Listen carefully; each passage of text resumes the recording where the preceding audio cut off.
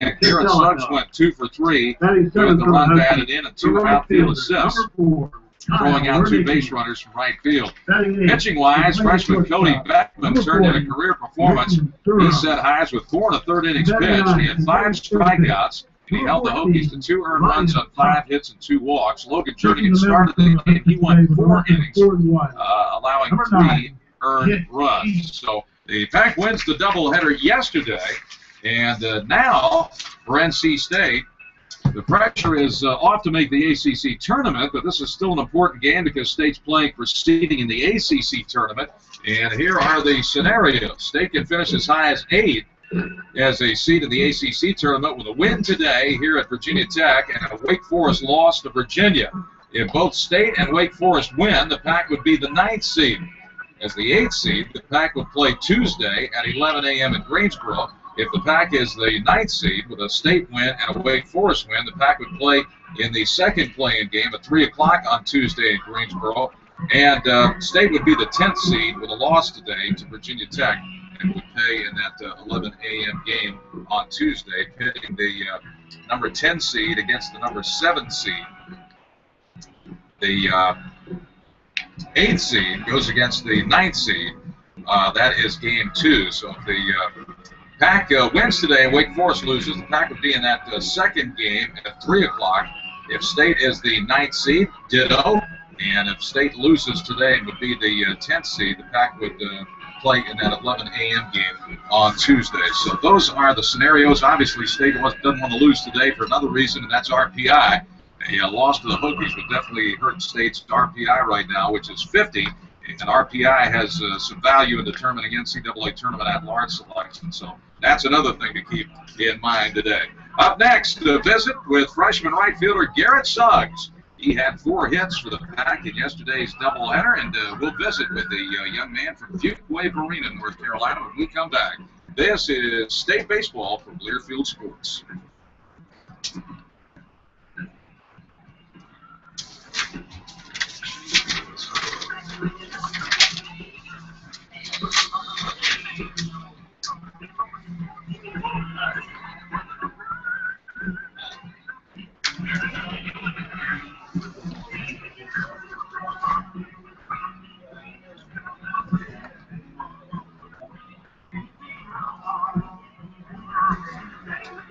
It's too hot in here for you. We'll just move this over here. Fine. Thank you.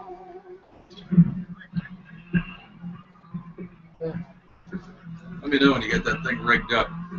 She's going. Oh, it is? Okay. Nobody has the link yet. All right. Just give me a go when to hit this interview, will you? Thanks. In the meantime, I'll keep writing.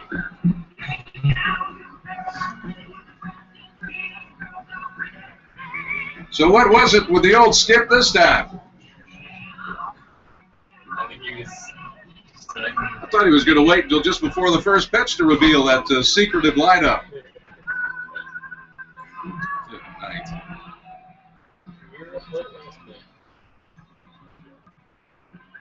Tell me, make sure you tell me if the crowd's up too loud on this. Thanks, Shane.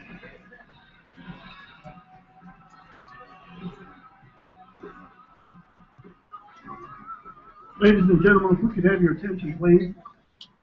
The Virginia Tech Athletics Department would like to honor its 2 graduating senior members of the baseball team. The first senior to be recognized today is pitcher Brad Markey. Brad is joined on the field today by his parents, Stephen and Tammy, and his aunt and uncle, Matt and Pat. A native of Bel Air, Maryland, Brad joined the Hokies back in 2012 and has been a solid starter for the team in his 2 seasons in Blacksburg.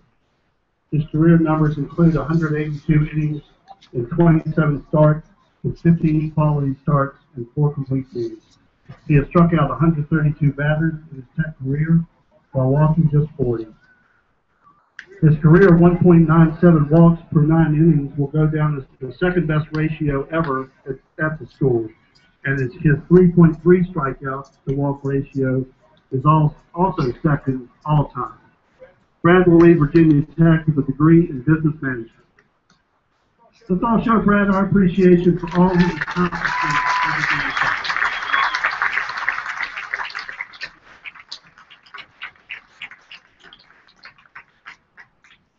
A second senior to be recognized today is pitcher Tanner McIntyre.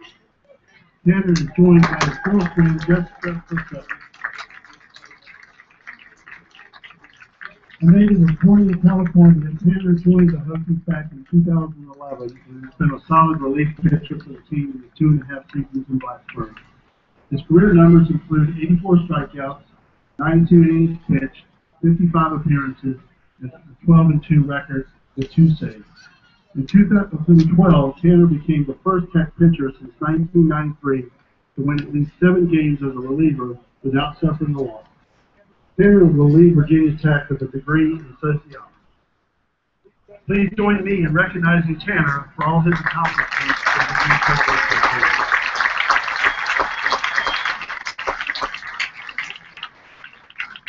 And one more time for both Brad and Tanner, a big round of applause to recognize all their contributions to the Virginia Tech baseball team.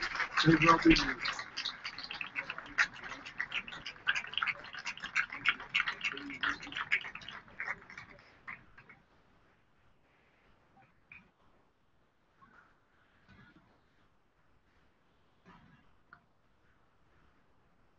Joining our seniors on the field now are Jim Dean, Dick Schroy, Bob Dickerson, Gary Benson, and Andy Oates with the Johnny Oates Memorial Award. The Johnny Oates Memorial Award was established in 2006 by Johnny's Virginia Tech teammate in fond memory of a good friend and loyal teammate whose enduring and eternal faith, devotion to family, character, integrity, competitive nature, courage, and perseverance continue to be an inspiration to all. It is presented annually to the Virginia Tech baseball player who best exemplifies those traits. This year, the 2014 Johnny Oates Memorial Award is presented to senior Tanner McIntyre.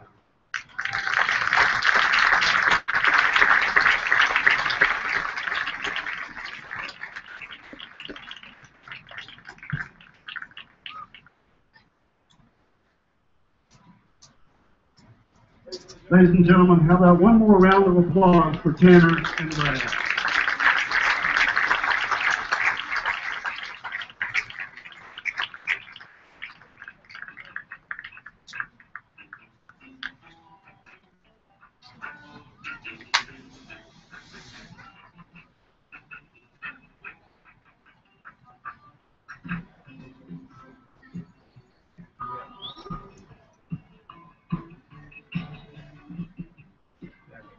Go live on this thing. What's that? Going live, right? Okay. Thank you.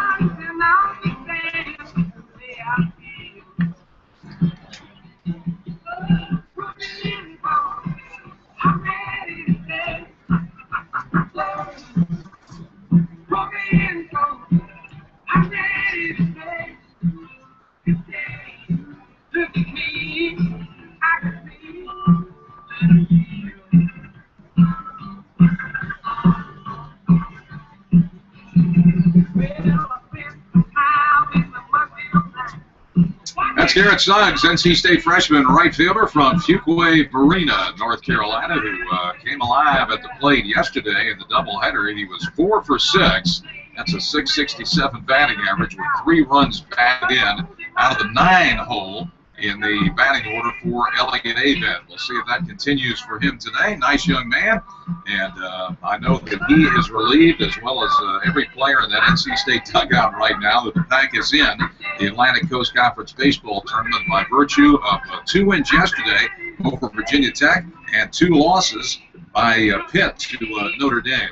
So the scenarios once again for the Pack, with a win today here in this final game of the regular season, State can finish as high as the 8th seed And if the Pack is the 8th seed, it would take a Pack win and a Wake Forest loss to Virginia today. The Pack would be playing at 3 p.m. on Tuesday in Greensboro. State would be the 9th seed with a win here today, and then a Wake Forest win over Virginia. That would put the Pack in the 9th position out of 10 in the ACC tournament, and State would be the 10th seed with a loss today here at Virginia Tech. And playing in the 11 a.m. game on Tuesday at Newbridge Bank Park in Greensboro. 10 teams advance. Seeds 1 through 6 play 3 games in a round robin within their pool. There's a Pool A and a Pool B, depending on which seeding you earn. And seeds 7 through 10 play 1 game, and that's on Tuesday, with the 2 winners advancing to pool play. There'll be 4 teams playing on Tuesday. The 2 winners then advance into pool play, either Pool A or Pool B, and the tournament will continue through May the 25th. That gets you up to date there. And we mentioned State's RPI of 50. State is actually ahead of Clemson, who has an RPI of 52, Wake Forest with an RPI of 78, and Duke with an RPI of 87. Below State, Maryland has an RPI of 28, Carolina 42, and Georgia Tech 41. State ideally needs to get down close to the 40 range in RPI to get an NCAA at-large bid, but there's a lot of stuff that goes into that, and you can't just go by RPI, but it does help to have an RPI down around 40 or 41 or 42. State has played a very, very good schedule. Back with the lineups and the first pitch in a moment. This is State Baseball from Learfield Sports.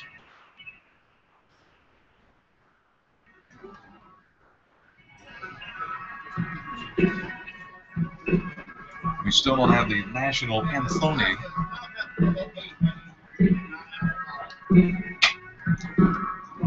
What was the deal today? Talking to some scout or something? Direct your attention to the mound.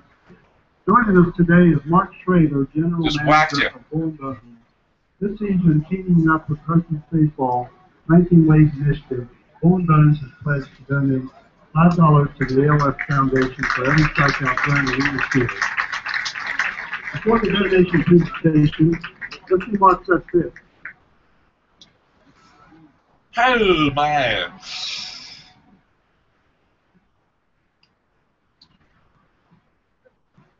Joining Mark on the field is Virginia Tech coach Pat Mason to accept a donation for the ALS Foundation for $885, which represents the current total donation as of today.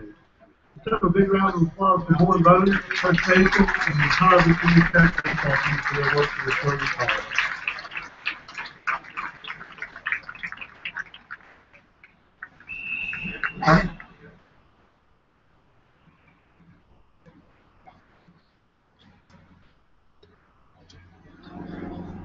Ladies and gentlemen, we ask that you please stand, remove your hats, and join our players and coaches in honoring American and those who protected the playing of our national anthem. Yeah, we'll just come right out for the national anthem since they didn't want to play it when they were supposed to. Had some kind of donor check. Somebody wrote a really big check. It was a really big check, Phil.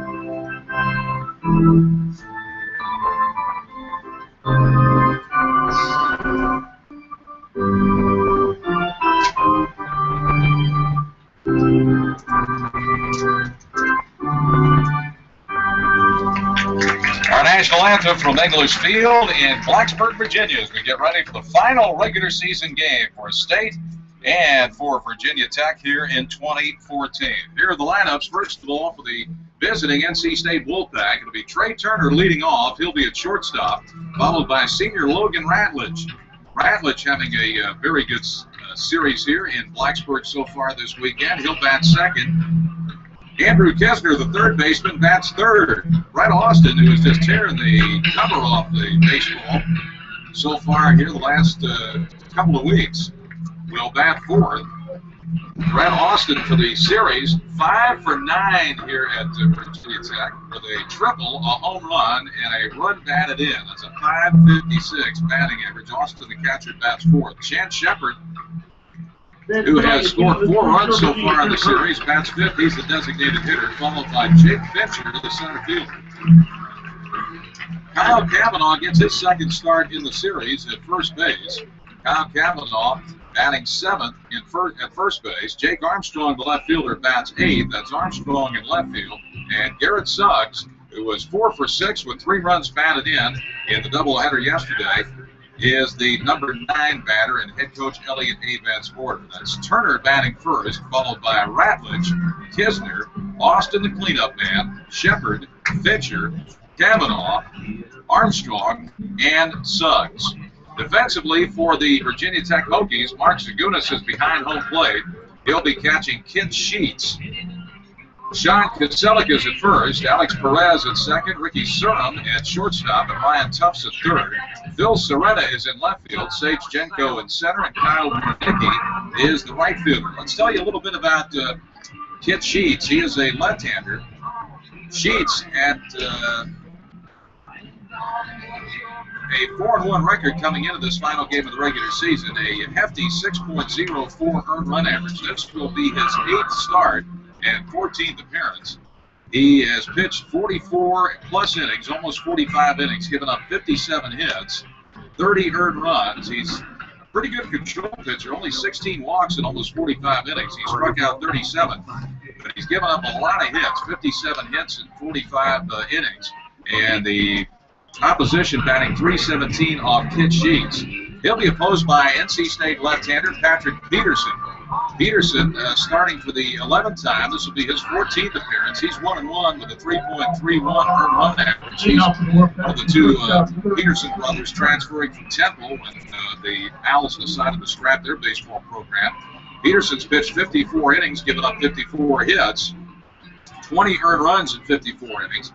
Got good control, only 19 walks, struck out 52 in 54 innings. The opposition hitting .252 off of Patrick Peterson. We are finally set to go here at Blacksburg at English Field at 2:06 Eastern Time as Trey Turner leads it off against Kent Sheets. Turner, a right-handed batter. He is 2 for 9 in the series with 3 runs scored.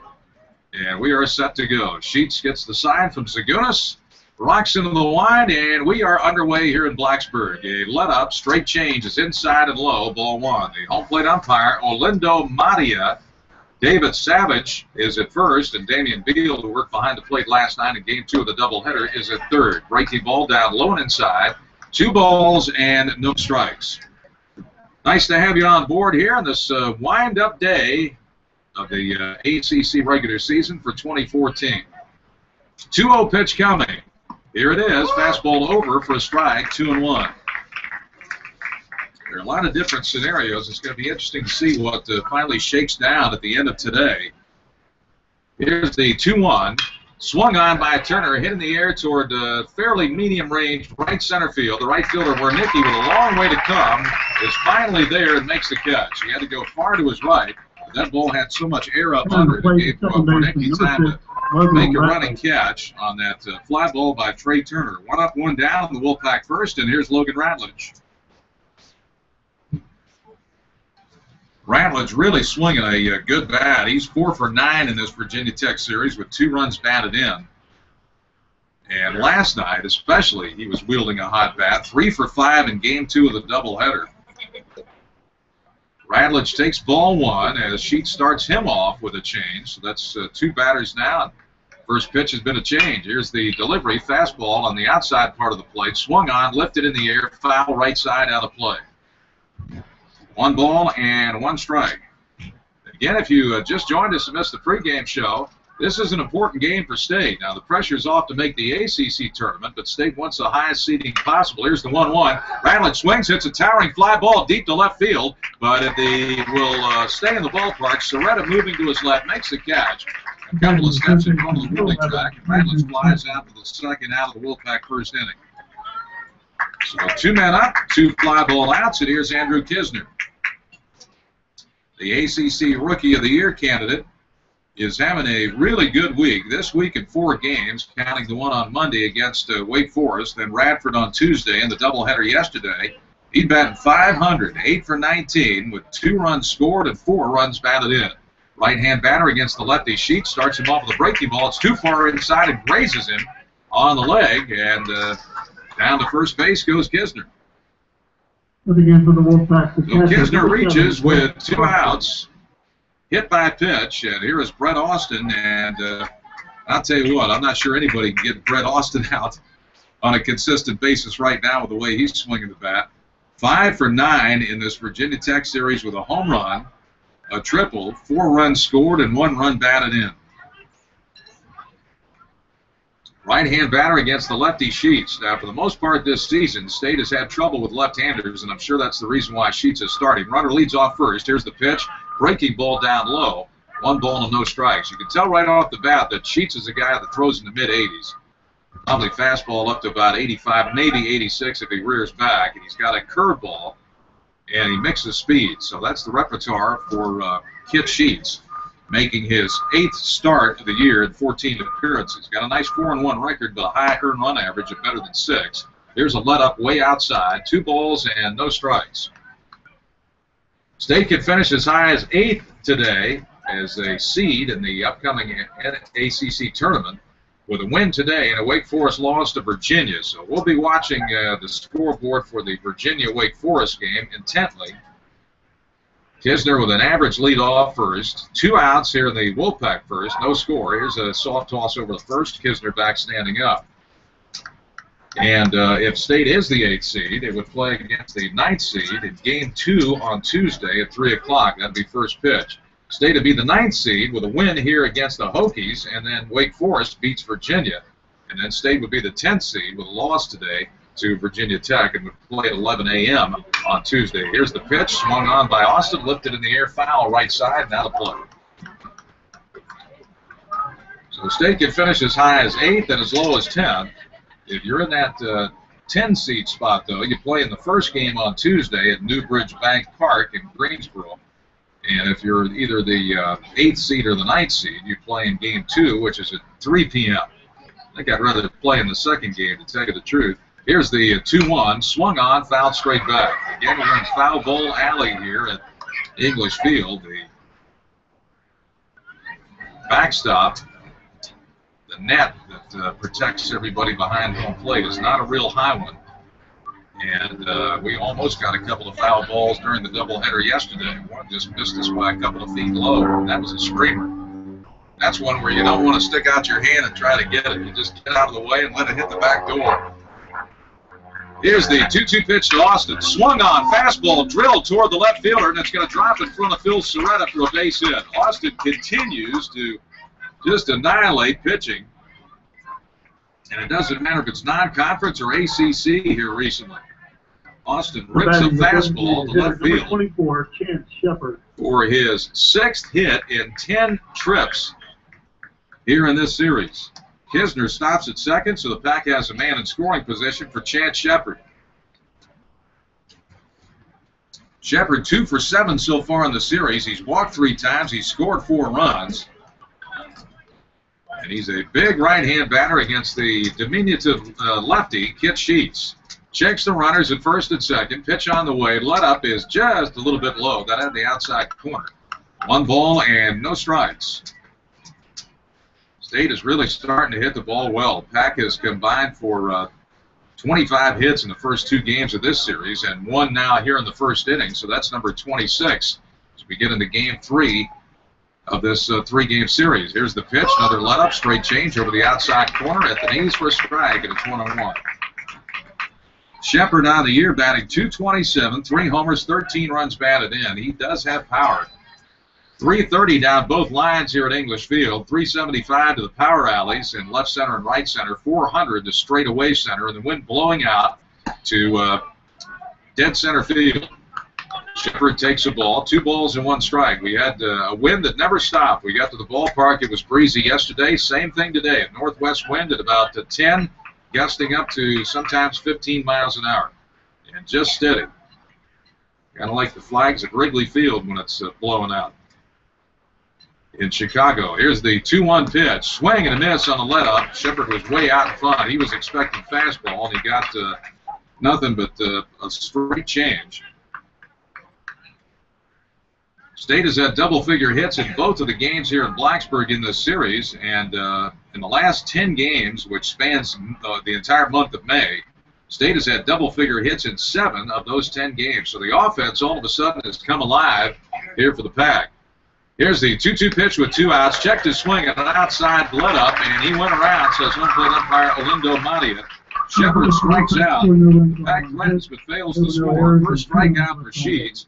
No runs on 1 hit, no errors, 2 left. After a half inning, State nothing, and the Hokies of Virginia Tech coming to bat. This is State baseball from Learfield Sports. The crowd might go okay. The week while Blacksburg's premier health and wellness series located at the University of Lowell. Check them out online at www.theway. Okay.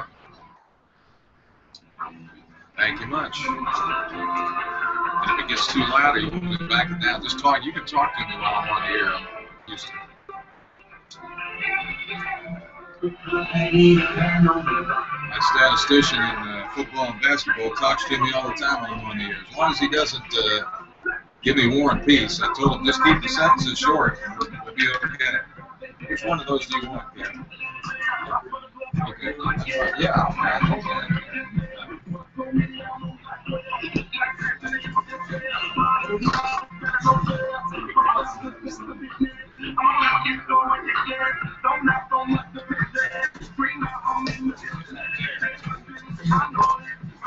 Do they have any napkins or that? Welcome back to English Field, Blacksburg, Virginia, on the Virginia Tech campus. After half inning, NC State nothing, and Virginia Tech coming to bat. Here's the batting order for the Hokies, coached by rookie head coach Patrick Mason. The Hokies come in 20-31-1 and 8-21 in the ACC. They have no chance to make the ACC baseball tournament. The Pack 32-21 and 13-16 in the ACC. We gave you State's ACC tournament scenarios regarding this ball game today. Sage Jenko, the center fielder, leads it off. Alex Perez, the second baseman, bats second. One of the 15 finalists for the Johnny Bench Award for the best catcher in college baseball, Mark Zagunas, bats third, and Brett Austin for State, one of those 15 finalists as well. Brendan Hayden, the home run and RBI leader for Virginia Tech, bats fourth. He'll be the designated hitter today. Phil Soretta, the left fielder, bats fifth, followed by Sean Kaselica, the first baseman. He was the pitcher in Game 2. He's played in every game of this series, a good hitter. The seventh place batter is Kyle Wernicke, the right fielder, followed by the shortstop Ricky Surham, and batting ninth, the third baseman Ryan Tufts. Offensively for NC State, catching Patrick Peterson will be Brett Austin behind the plate. Kyle Cavanaugh gets the start at first. Logan Ratledge is at second. Trey Turner, as per usual, at short. And the freshman Andrew Kisner at third. Kisner's on the grass right now, expecting a possible bunt from Jenko, who has had a tough series so far, just 1 for 9. Left-hand batter takes the pitch from the lefty Peterson outside, 1 ball and no strikes. Left to right in the outfield for State, Jake Armstrong. Jake Fincher in center, and Garrett Suggs, who threw out 2 base runners yesterday, is in right field. Here's the pitch. He gets it over for a strike, and it's 1 ball and 1 strike. That's good, thanks.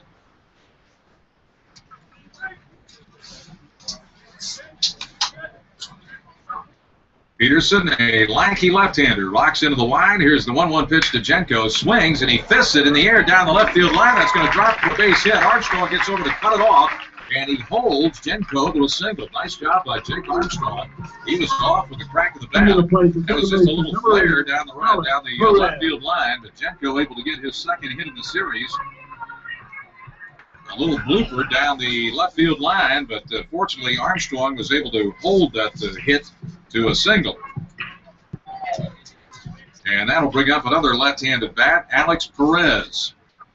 Patrick Peterson is a junior left-hander. His last start was Monday night in the final game of the Wake Forest series, so he's had several days to rest. He pitched 6 innings against the Deacons, allowed 3 hits, 2 earned runs, did not enter into the decision. Previous to that, on May the 4th, against Coastal Carolina, he went 4 1/3 innings, allowed 3 hits and 1 earned run while striking out 3. Here's the pitch, and it's over for a strike to even the count on Alex Perez to 1 ball and 1 strike.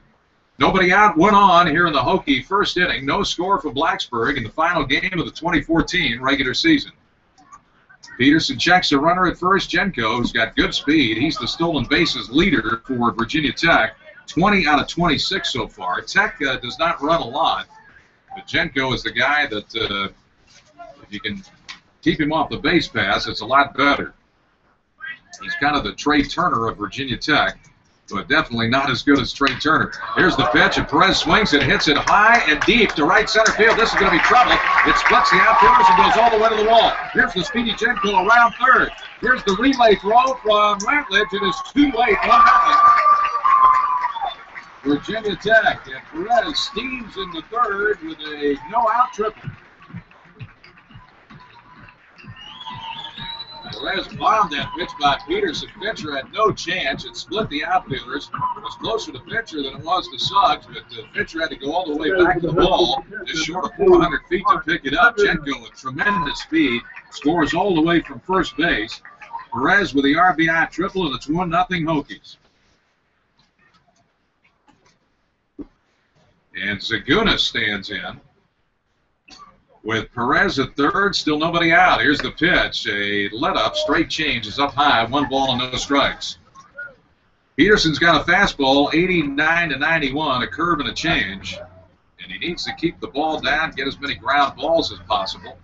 Zagunis, a very good hitter. Here's the pitch. Swinging is Zagunis, and he hits it in the air, foul, right side, out of play. 1 ball and 1 strike. Zagunis starting his 53rd game of the year. He started every game for Virginia Tech. .337 batting average, which is number 2 on the team. 2 homers, 37 runs batted in. He's the number 2 RBI man for the Hokies. And this is a team that can hit. 1-1 pitch. Strike on a let-up. 1 ball and 2 strikes. Virginia Tech entered the weekend tied for second in the ACC overall in batting average.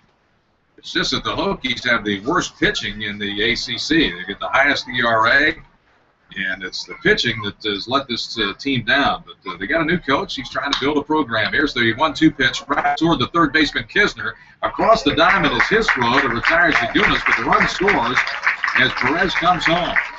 That was a slow tapper toward Kisner, and when Perez saw him come off the bat, he took off for home plate. He knew Kisner couldn't throw him out. Kisner basically had 1 play. And so Zagunis on a 5-3 ground out knocks in the Hokies' second run, and they lead 2-0. Same scenario we had as last night in Game 1 of the doubleheader when the Pack trailed early 2-0. Then came back to eventually tie and eventually take the lead and win it 9-4. Here's Brendan Hayden, another left-handed stick-in, takes ball 1 for Patrick Peterson. 1 out, nobody on. The Hokies have scored 2 runs here off Peterson in the first. Here's the delivery. Swung on it, wrapped toward the second baseman Ratledge on 2 hops. Gobbles it up, fires out. And there are 2 gone in the Hokie first inning. So after giving up a single and then a triple to Perez, number 15, Peterson has settled down. He's retired Zagunis 5-3 and Hayden 4-3. And here's Phil Soretta, the left fielder. Soretta is the leading batter for Virginia Tech in this series. He's been a tough out. 5 for 9 in the series. That's a .556 batting average with 1 run batted in. He's a right-handed batter against the lefty Peterson, who starts him off with a high fastball. 1 ball and no strikes.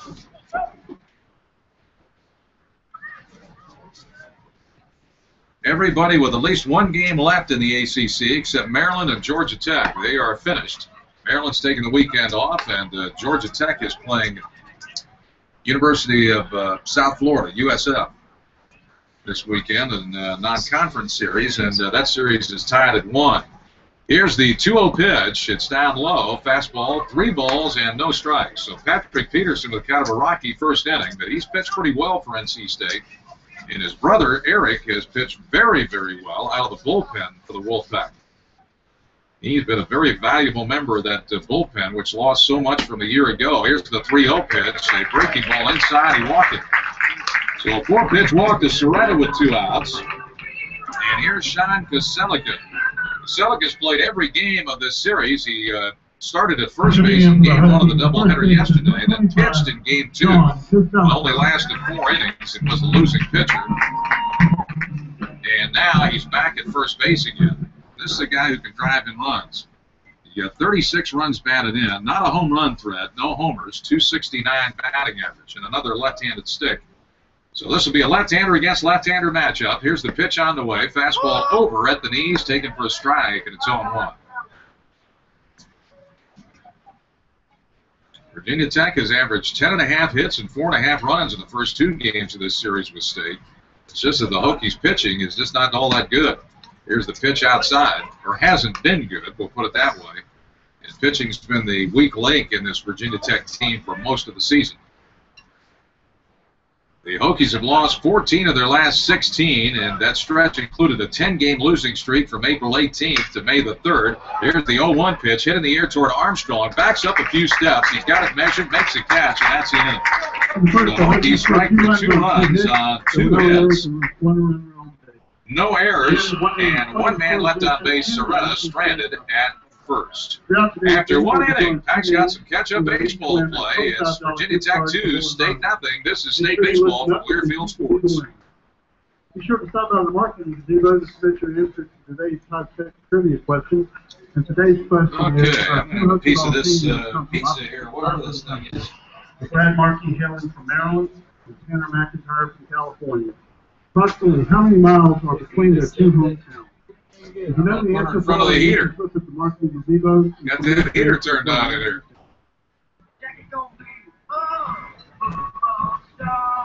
Man, that's not bad.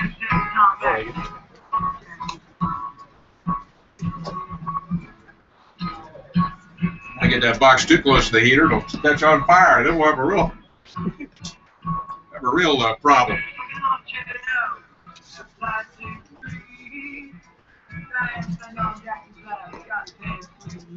Pretty good. That's nice of them to give us food like that.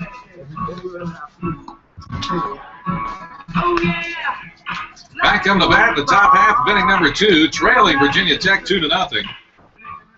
An RBI triple by Alex Perez and an RBI groundout by Mark Segunas has given the Hokies an early lead. Back faced this in Game 1 of the doubleheader yesterday and was able to hitch up its britches and play some comeback baseball. We'll see if State can do that again today, because seeding for the ACC tournament is at stake for the Pack. Jake Fincher, Kyle Kavanaugh, and Jake Armstrong will bat against lefty Kit Sheets. Here's the pitch on the way to Fincher. It's a fastball low and inside. 1 ball and no strikes. Outfield straight away for Fincher. A right-handed batter, and the lefty Sheets bounces up this 1-0 pitch. 2 balls and no strikes. Fincher so far 2 for 8 in the series with 2 runs scored and 2 runs batted in. He's been swinging the bat well here recently. Here's the 2-0. Fastball right over for a strike, and that was taken all the way by Jake Fincher. 2 balls and 1 strike. Fincher starting the day to a 264 for a batting average. No homers, 25 runs batted in. And another take all the way on the 2-1 pitch. On the outside part of the plate, Sheets gets that pitch over, and it's 2 balls and 2 strikes. Fincher's ready to go, so is Sheets. 2-2 pitch on the way. Swinging is Fincher, and he pops it up. Shallow left center field. Jenko, the center fielder, under, makes a catch. 1 out in the Wolfpack second. 1 up, 1 down for Kyle Kavanaugh. Kavanaugh starting for the 22nd time this year. This will be his 30th game. Hasn't had a lot of plate appearances. He's 17 for 71 with 12 runs batted in. That's a .239 batting average. Kavanaugh, another right-handed stick against the lefty Sheets. He delivers fastball over outside corner for a strike. Don't have a radar gun here at the English field, but I'm figuring that's probably about an 86-mile-an-hour fastball from the lefty Sheets, who works quickly. 0-1 pitch on the way. Swing and a miss. He reached back for a little bit extra on that fastball, and Kavanaugh couldn't catch up with it. No balls and 2 strikes. Let's see if Sheets wastes a pitch here on 0-2. Comes to the plate, throws one low and away. 1 ball and 2 strikes. Armstrong due up next. 1 out, nobody on here in the Wolfpack second. State trailing at Virginia Tech 2-0. Here's the pitch. Swinging is Kavanaugh. He fouls it off to the right, now to play. 1 ball and 2 strikes. The crowd a little bit bigger today here at English Field than it was yesterday. And it's a little bit nicer day, to tell you the truth. The temperature again in the mid-60s. I believe it's supposed to get up somewhere in the mid-60s, just like yesterday. Here's the pitch on the way. Swing and a fly ball toward fairly deep right field toward the corner, and Wernicke can't track it down, but it's fouled by about a foot. Wow. Tell you what, Kavanaugh missed extra bases there by 1 foot.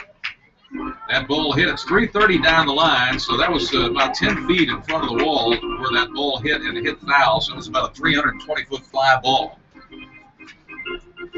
Virginia Tech and Wake Forest now, top of the second, 0-0, and State needs a Virginia win today and a win here over the Hokies to become the 8th seed in the ACC tournament.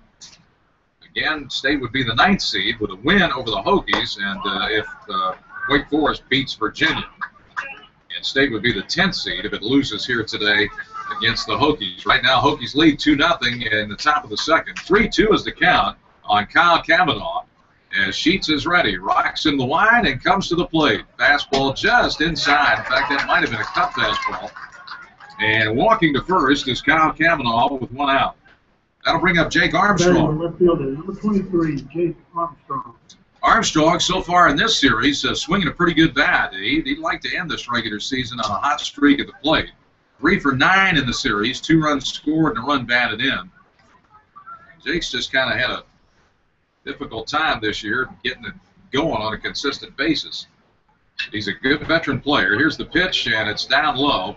1 ball and no strikes. Kavanaugh not a big running threat at first. But who knows? Anything could happen in baseball. Leading off first, Kavanaugh with an average lead. Here's the pitch on the way. It's a breaking ball taken by Armstrong. A slow breaker. And it's over for a strike. 1 ball and 1 strike. 2 runs on 2 hits for the Hokies. No runs on 1 hit for the Pack. We're early here in Blacksburg, top half of inning number 2.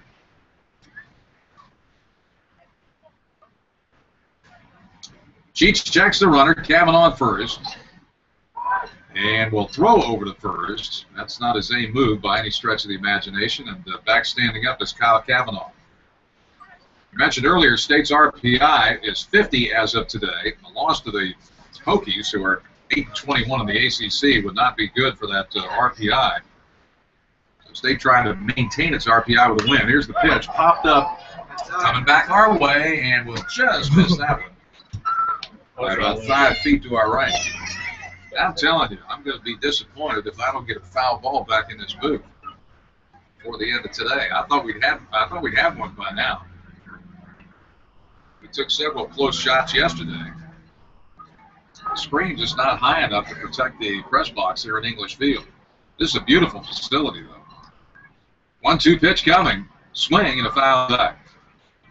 So the count remains 1 ball and 2 strikes on Jake Armstrong. State's RPI as of today 50. And that's actually ahead of 3 other ACC teams that are going to make the tournament. Clemson, Wake Forest, and Duke. With RPIs right now better than State, Maryland at 28, Carolina at 42, and Virginia Tech at 41.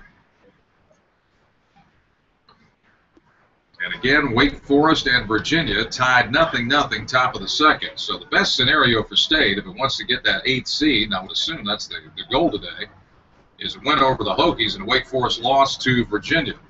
Kavanaugh with a decent lead off first. 1-2 pitch coming to Armstrong, and it's outside and low. 2 balls and 2 strikes. Looked like he took something off the fastball. Did Sheets on that delivery? Armstrong for the year batting .234, 4 homers and 20 runs batted in. Garrett Suggs is on deck, and what a doubleheader he had. The best he's performed at the plate all year. 2-2 pitch coming. Fastball way outside by about 2 feet. 3 balls and 2 strikes. The left-hander Sheets pitching to the right-hander Armstrong. The month of May has really been good for the Wolfpack offense. State's come alive in the 10 games in May, batting well over 300 as a team. For the season, the Pack has raised its team batting average to .270 with 29 home runs. State averaging about 5.7 runs a game. Here's the 3-2 pitch. Swung on and missed. He struck him out. Armstrong goes down swinging. That's the second out. Kyle Kavanaugh remains at first, and here's Garrett Suggs. Let's see if he can have some carryover from yesterday when he went 4 for 6 in the doubleheader with 3 runs batted in. And most of those hits were to the opposite field, left field. And he was our pregame show guest earlier today and said that that's basically what he was trying to do, just hit the ball where it was pitched and go the opposite way. Here's a big curveball, bounces away from Zagunis all the way to the backstop, into second base. Easily goes Kyle Kavanaugh. So for the second straight inning, the Pack has a runner in scoring position. 2 outs, though. And we'll see if Garrett Suggs can deliver. Again, Kavanaugh with basically average speed. And the Pack running more than it's run here in the month of May as well. But hasn't run a lot in this particular series. Here's the rookie head coach of the Virginia Tech Hokies, Patrick Mason, coming out to talk to his pitcher, Kit Sheets. And apparently this must be something about mechanics, because he's kind of leaning to the left, leaning to the right, and then motioning with his arm. So maybe he's spotting something that Sheets is doing mechanically that he needs to correct right here. Because obviously Coach Mason wants to see Sheets get out of this inning and get out of it without allowing a run. 2-0 Hokies, Pack batting with 2 out, 1 on here in the second. Kavanaugh with a decent lead off second base, kind of sneaking in behind him is Surham, the shortstop. We'll see if they try a pickoff play here. The left-hand batting Suggs standing in. Left-hander against left-hander. Pitch fastball inside and hitting. It grazed Suggs, I believe, on the left leg, and then ricocheted off of his leg all the way to the backstop. So Suggs becomes the second batter that Sheets has hit in this game. So Patrick Mason goes out, talked to Sheets about something mechanically. He plunks the next batter he faces. Kavanaugh remains at second. Now Suggs at first. Here's the top of the order, and Trey Turner. Turner batting .320 on the year, 8 homers, 36 runs batted in. Hit the ball hard his first time up, but right to the right fielder Wernicke to lead off the game. Here's a slow breaking ball over the outside corner for a strike, and it's 0-1. Wind blowing out strong to center field here at English Field in Blacksburg, Virginia, right in the middle of the entire sports complex here for the Hokies. 0-1 pitch coming to Turner. It's low. 1 ball and 1 strike. Off to the left is the big stadium, the big football stadium that I can remember coming up here in the early 90s. And Lane Stadium was nothing to brag about at all, but now it is a mega football complex because of all the winning football that Virginia Tech has played since about the mid-90s. Here's the pitch. Swung on and missed on a changeup. And you count on Trey Turner, 1 ball and 2 strikes. Remember coming up here, I think it was in '92, and on a last-second field goal, State tied Virginia Tech. That's the last tie in NC State football history. So no matter what happens, nobody's going to break that record. I call the last football tie in NC State football history. Nobody's going to break that record. Here's the 1-2 pitch. Fastball outside. Turner checked his swing. Did he go around? No, says the first base umpire, David Savage. He almost pulled the trigger. He was looking for a fastball, and that was outside and high. 2 balls and 2 strikes to Trey Turner. Let's see if Turner can deliver here with Kavanaugh at second and Suggs on first.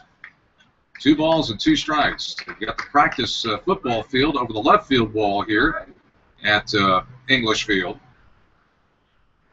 2-2 pitch coming to Turner. For a slow changeup is wrapped toward the second baseman Perez. He has 1 play to first, and that's the smart play, because it didn't look like he was going to be able to force Suggs at second base, and that's the end. So Turner grounds out 4-3, and again the Pack strands 2 base runners. No runs, no hits, no errors, 2 left. We go to the bottom of the second, 2-0. Hokies over the Wolfpack. This is NC State baseball from Learfield Sports. You can have 2 options. You can play it safe and get a free hit. Nobody's going to break that record, Cat. What's happening out there? What you can do.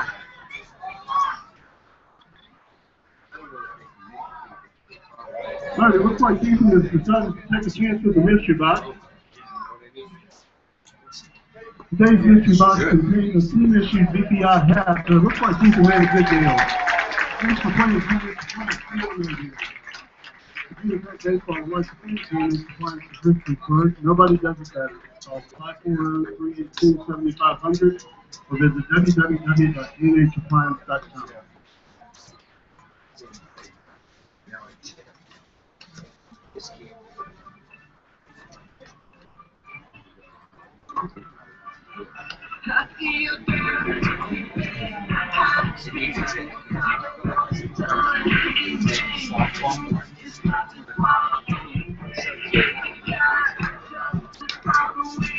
So far, Kit Sheets has outdueled Patrick Peterson, but we are early, and both pitchers have been a little bit shaky.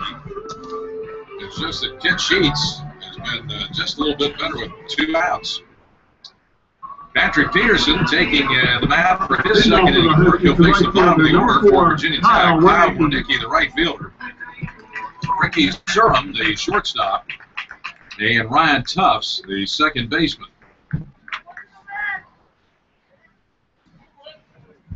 Wernicke stands in. Right-hand batter. It takes the first pitch from Peterson. A fastball right over the heart of the plate for a strike, 0-1.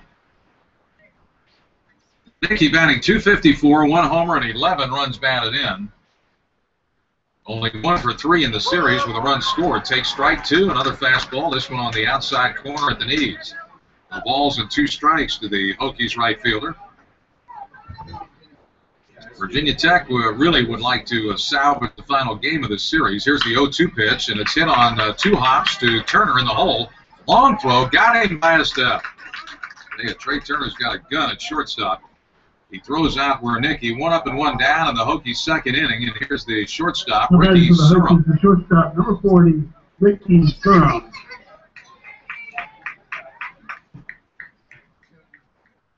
Surham 1 for 3 so far in the series with a run scored. Right-hand batter against the lefty Peterson. Patrick sights the sign from Brett Austin, rocks into the line, and delivers. Here's the fastball. It's stroked on the line, and Kavanaugh goes up to grab it, then drops it. But held on to it long enough, says the first baseman David Savage, to record the out, and this is going to bring the rookie head coach of the Virginia Tech Hokies, Patrick Mason, sprinting out of the dugout. That was a line drive. I thought it was going to get over Kavanaugh's head. He went up the ladder to grab it. Kavanaugh's a pretty tall guy. Then he came down with the ball, and then it dropped out of his glove. And what David Savage is saying, that he was controlling the baseball, and when he came down with it to try and take it out of his glove with his other hand, the ball popped out. And I'll tell you what, I think Savage might have a beef here. I'm not exactly sure, but he's upset, but he's going to lose this argument. There are 2 outs as Surham lines out to the first baseman, Kyle Kavanaugh. Surham would have been safe at first base. But Surham is not leaving first base, because now the umpires are all going to get together And that's what Patrick Mason won. He said, I'm not sure you saw it the way you should have seen it. I want you to get together with the home plate umpire, Lindo Madia, and Damian Beal, and get it right. So even though Sturm was called out by David Savage, the first base umpire, and a line out to Kyle Kavanaugh, the umpires are going to talk it over, and they're going to make a final decision here. That was the call, and but they haven't put the second out up on the board yet because it hasn't been confirmed. And out is going to be the call. All three umpires got together. Mason coming out again. The home plate umpire Madia said, hey, stay back in the dugout. We got together. We talked over what we saw, and what we saw was out. So 2 up, 2 down. Nobody on for Ryan Tufts, the number 9 hitter in the order. 14, Ryan Tufts. If that would have been ruled safe at first base, I'm sure an error probably would have been charged to Kavanaugh. However, for the Pack, it's a break, and out is recorded. And here's Ryan Tufts, the third baseman. And the right-handed batter takes a breaking ball. It spins up high in the zone. 1 ball and no strikes. Tufts batting .228 of the year. No homers, 7 runs batted in. And he's had a pretty good series. He's been a tough out for Wolfpack pitchers. 4 for 8 in the series, 2 runs batted in, 2 runs scored. Batting in the number 9 hole in every game so far of this series.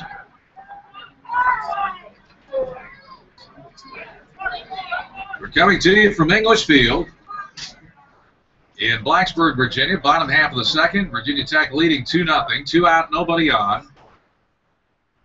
And for whatever reason, Ryan Tufts taking his sweet time at the plate, the home plate umpire, I think double-checking his lineup card for some reason. I'm not sure. Again, second inning, Virginia and Wake Forest scoreless. Here's the pitch. It's blooped down the right field line. It is going foul, and trying to make the catch, Suggs, Ratledge, and Kavanaugh, and it drops in between all three.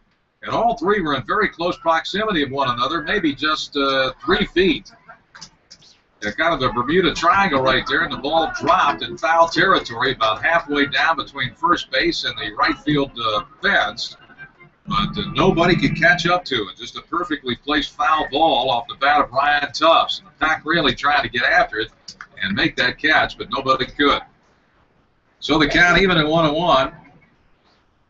In the NCAA softball tournament, Athens Regional, NC State leads Georgia 5-2 in the 7th. Pitch swung on, fouled off to the right, now to play. This is in the bottom of the 7th in NCAA softball. State 5, Georgia 2.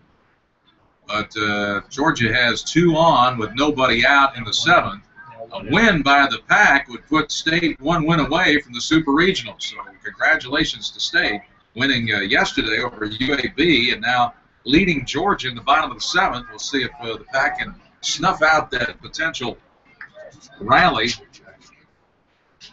by the Bulldogs. 1-2 pitch coming to Tufts. Let up outside and high. 2 balls and 2 strikes.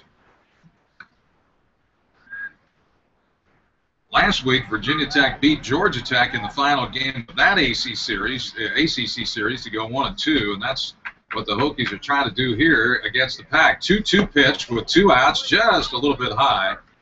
Took a little off the fastball. 3 balls and 2 strikes. The count is full to Ryan Tufts. Patrick Peterson gave up 2 runs on 2 hits in the first. Jenko led off with a single to left. Perez tripled to right center. Here's the pitch. Swung on, fouled straight back. Count remains full to Ryan Tufts. And Zagunas knocked in Perez for the second run of the inning. The triple obviously completed the Jenko. And that's where we are right now.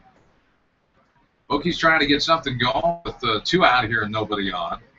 Tufts awaits the payoff pitch from Peterson, who winds and deals, and it's swung on and lined down the right field side, now to play. The count remains 3 balls and 2 strikes. The Hokies, as we've mentioned, they've got enough offensive firepower to compete in the ACC. It's just their pitching staff has been not what Patrick Mason would want, and pitching coach Robert Woodard, the former Carolina Star pitcher, is the pitching coach. 3-2 pitch on the way. Swung on and hit in the air toward the right fielder Suggs. It's shallow. Suggs awaits and squeezes it. And that's the inning. 1-2-3 inning for Patrick Peterson. 3 up, 3 down for the Hokies, and we've completed 2 innings here in Blacksburg. The score, Virginia Tech 2, State nothing. This is Wolfpack Baseball from Clearfield Sports. Now it's time for the Bullpen run strikeout inning. If the Hokies record a strikeout in the top of the third, one lucky fan will win a voucher gift for a free I gotta have some more of this calzone or whatever this thing is. That's pretty good right there. Main shopping center. We have a wood-fired grill, on-site smoker, landfill integrated into a granite bar, 20 innings and 7 series. Heater keeping it warm. What's this stuff? Garlic sauce?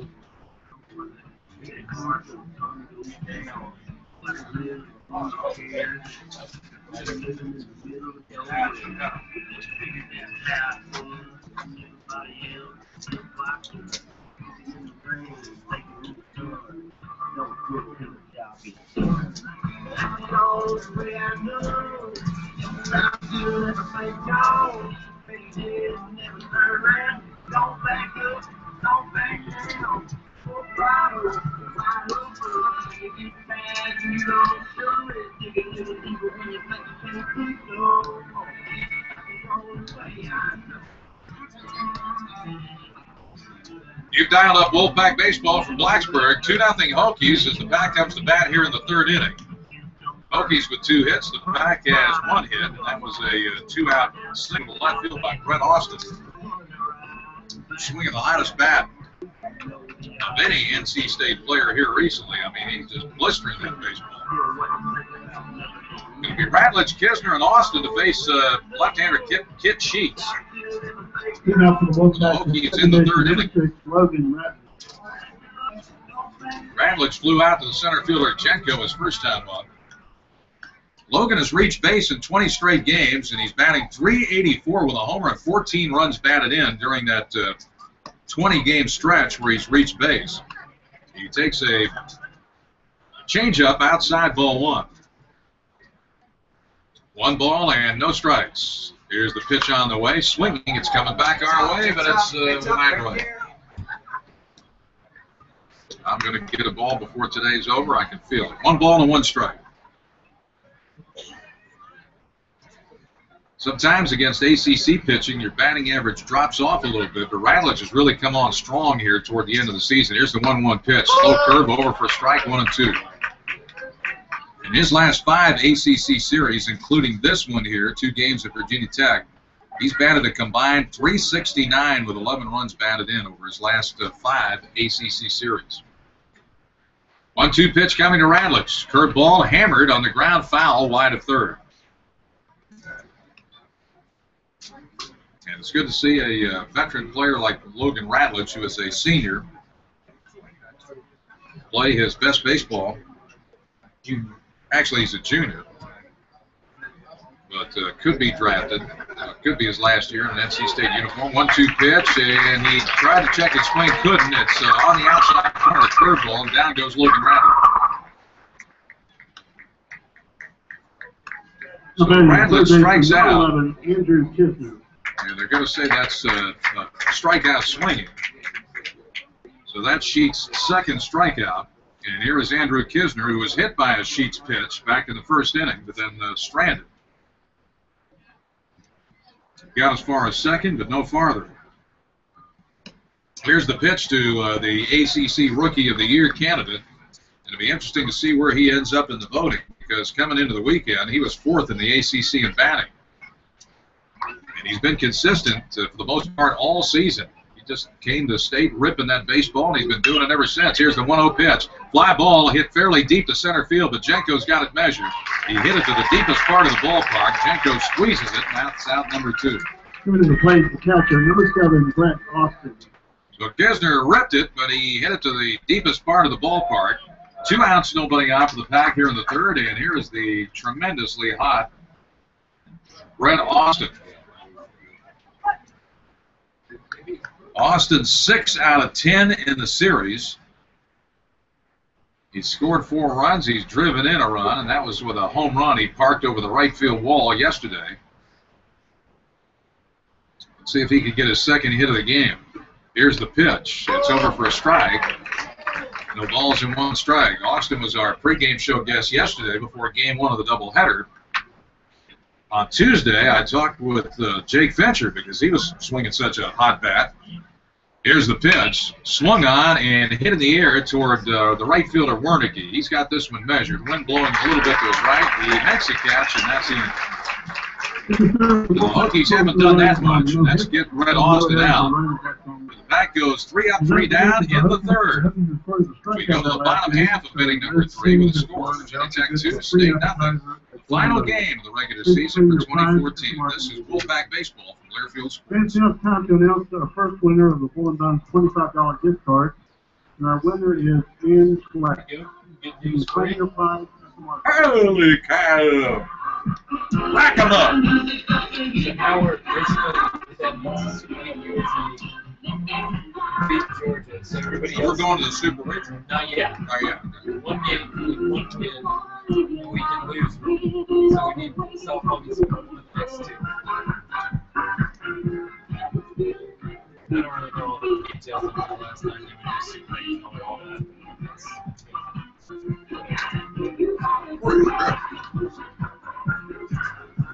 That's pretty impressive. That's their place. Georgia's really good. Very impressive.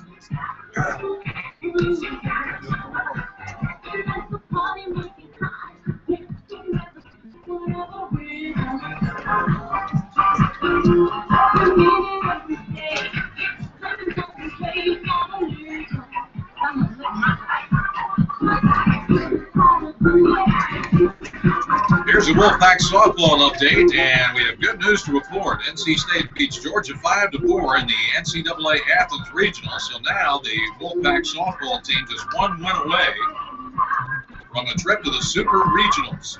State 5, Georgia 4. That game has now gone final.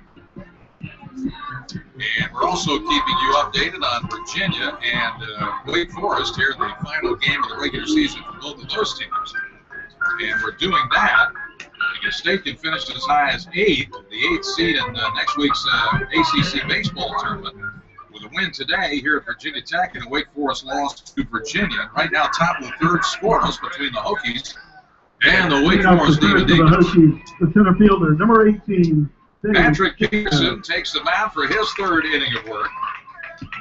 And he'll be facing the top of the order, so this will be the 2nd time around for Patrick Peterson facing the Hokie lineup. Safe Jenko, the center fielder, stands in. Jenko looped the base hit down the left field line and came around to score on Alex Perez's triple in the 1st inning. Then Perez scored from 3rd on a Zagunis bounce out, and that's where we are right now.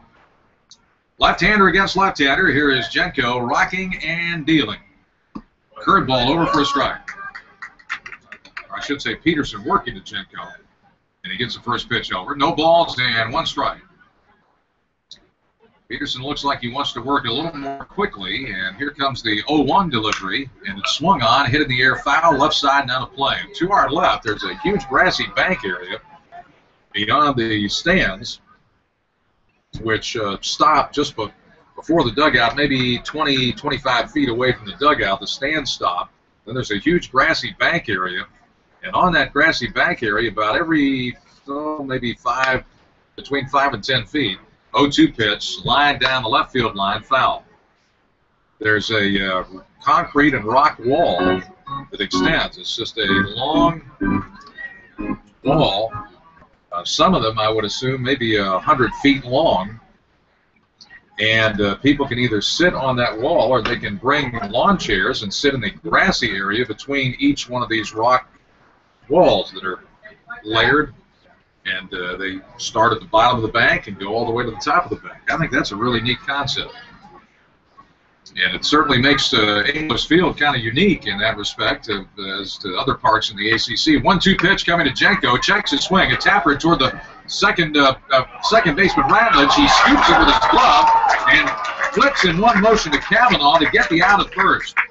That ball was almost hit into no man's land. It was a check swing bouncer between the mound and first base, but closer to first base than anything else. Ratledge was the only guy who had a real play on it, and he was able to glove it and then scoop the ball. It was still in his glove, and then scoop it all in one motion to Kavanaugh to retire the speedy Jenko, who's the fastest base runner for Virginia Tech.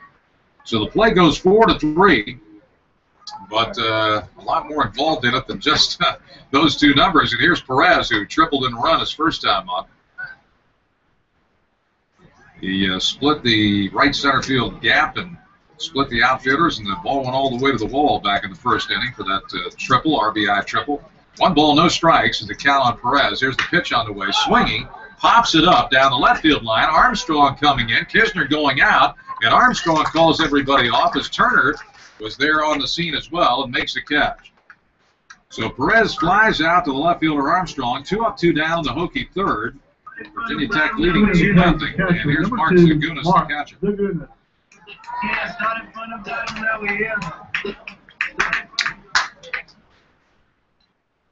Zagunas, a right-hand batter against the lefty Patrick Peterson. He bounced out but knocked in a run as he tapped one slowly to third back in the first inning. Here's the pitch to him. Slow breaking ball, hangs high and wide. 1 ball and no strikes. Well, the sun was out for a while, but now we have heavy cloud cover, and some of those clouds are dark.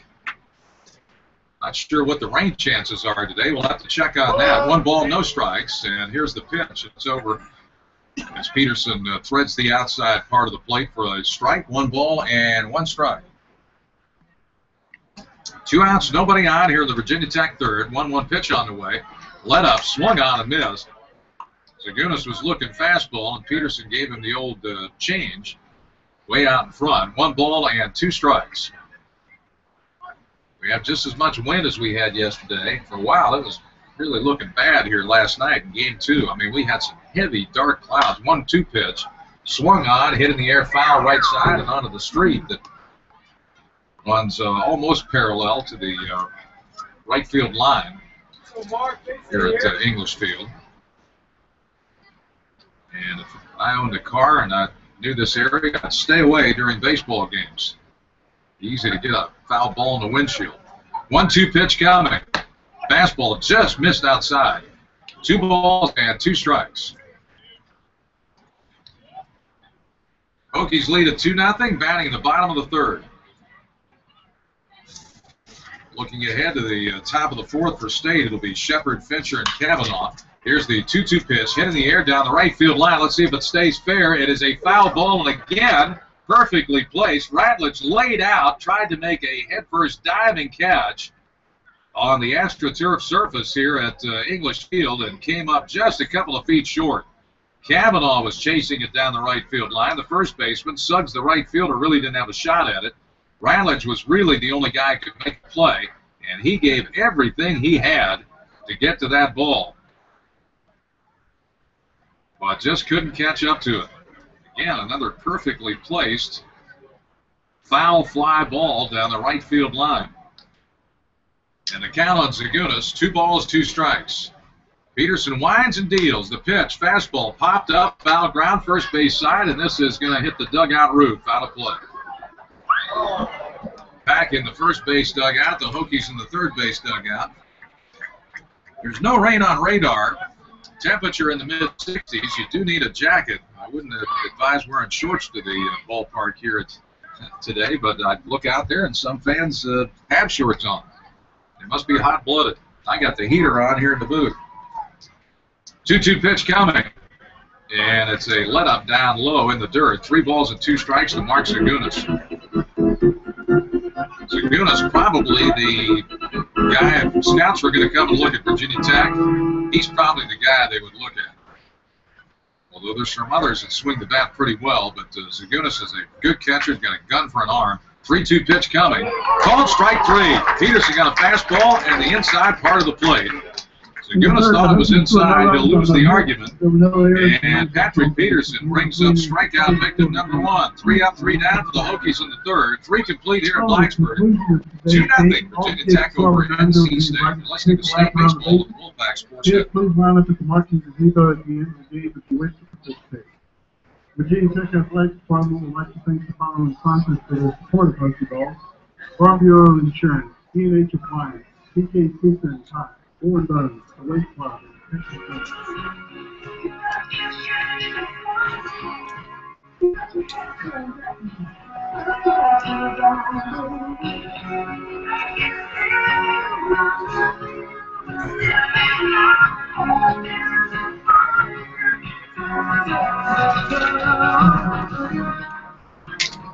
Well, Cam, let's see if we can get to this guy. Certainly not overpowered.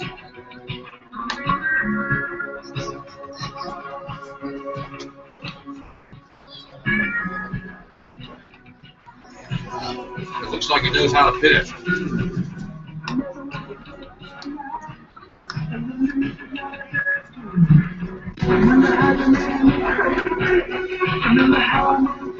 Skies look ominous here in Blacksburg as we head to the top half of the fourth inning with no rain on the radar. So apparently just some heavy dark cloud cover that is blocking the sunshine. When we got here today, it was really nice. Kind of another cool weather game for the Pack. We've got so many of those this spring. It'd be nice if the ACC Baseball Championship next week at Newbridge Bank Park in Greensboro would be played in the 80s. That would be nice. Have the whole week about 80, 85. That'd be real baseball weather. All these teams would probably be shocked. Wouldn't know what to do with that kind of weather. Here's Chance Shepard to lead off for the Pack. Takes a fastball from Sheets, a little bit outside and low. 1 ball and no strikes. Shepard struck out his first time up against Sheets, and Sheets has fanned 3 so far as he is into his 4th inning of work. Shepard swings on the 1-0, hits it in the air foul onto the road, right side. That almost got a car. 1 ball and 1 strike.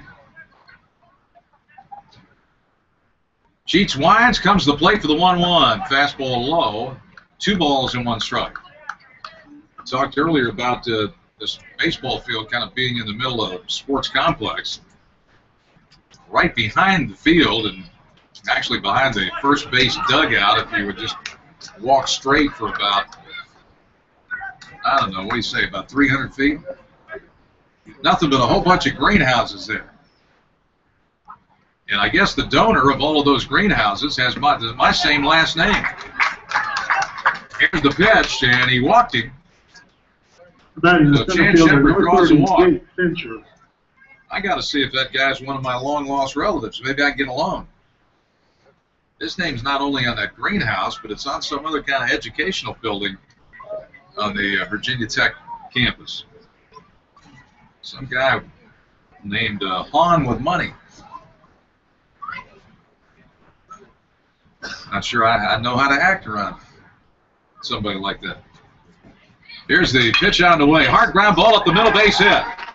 Here's Shepard rounding second. He will hold right there, though. And the Pack's got something going. Fincher wraps a hard ground ball up the middle off of Kit Sheets. Shepard stops at second. So for the 3rd time in 4 innings, the Pack has a runner in scoring position. And here's first baseman Kyle Cavanaugh.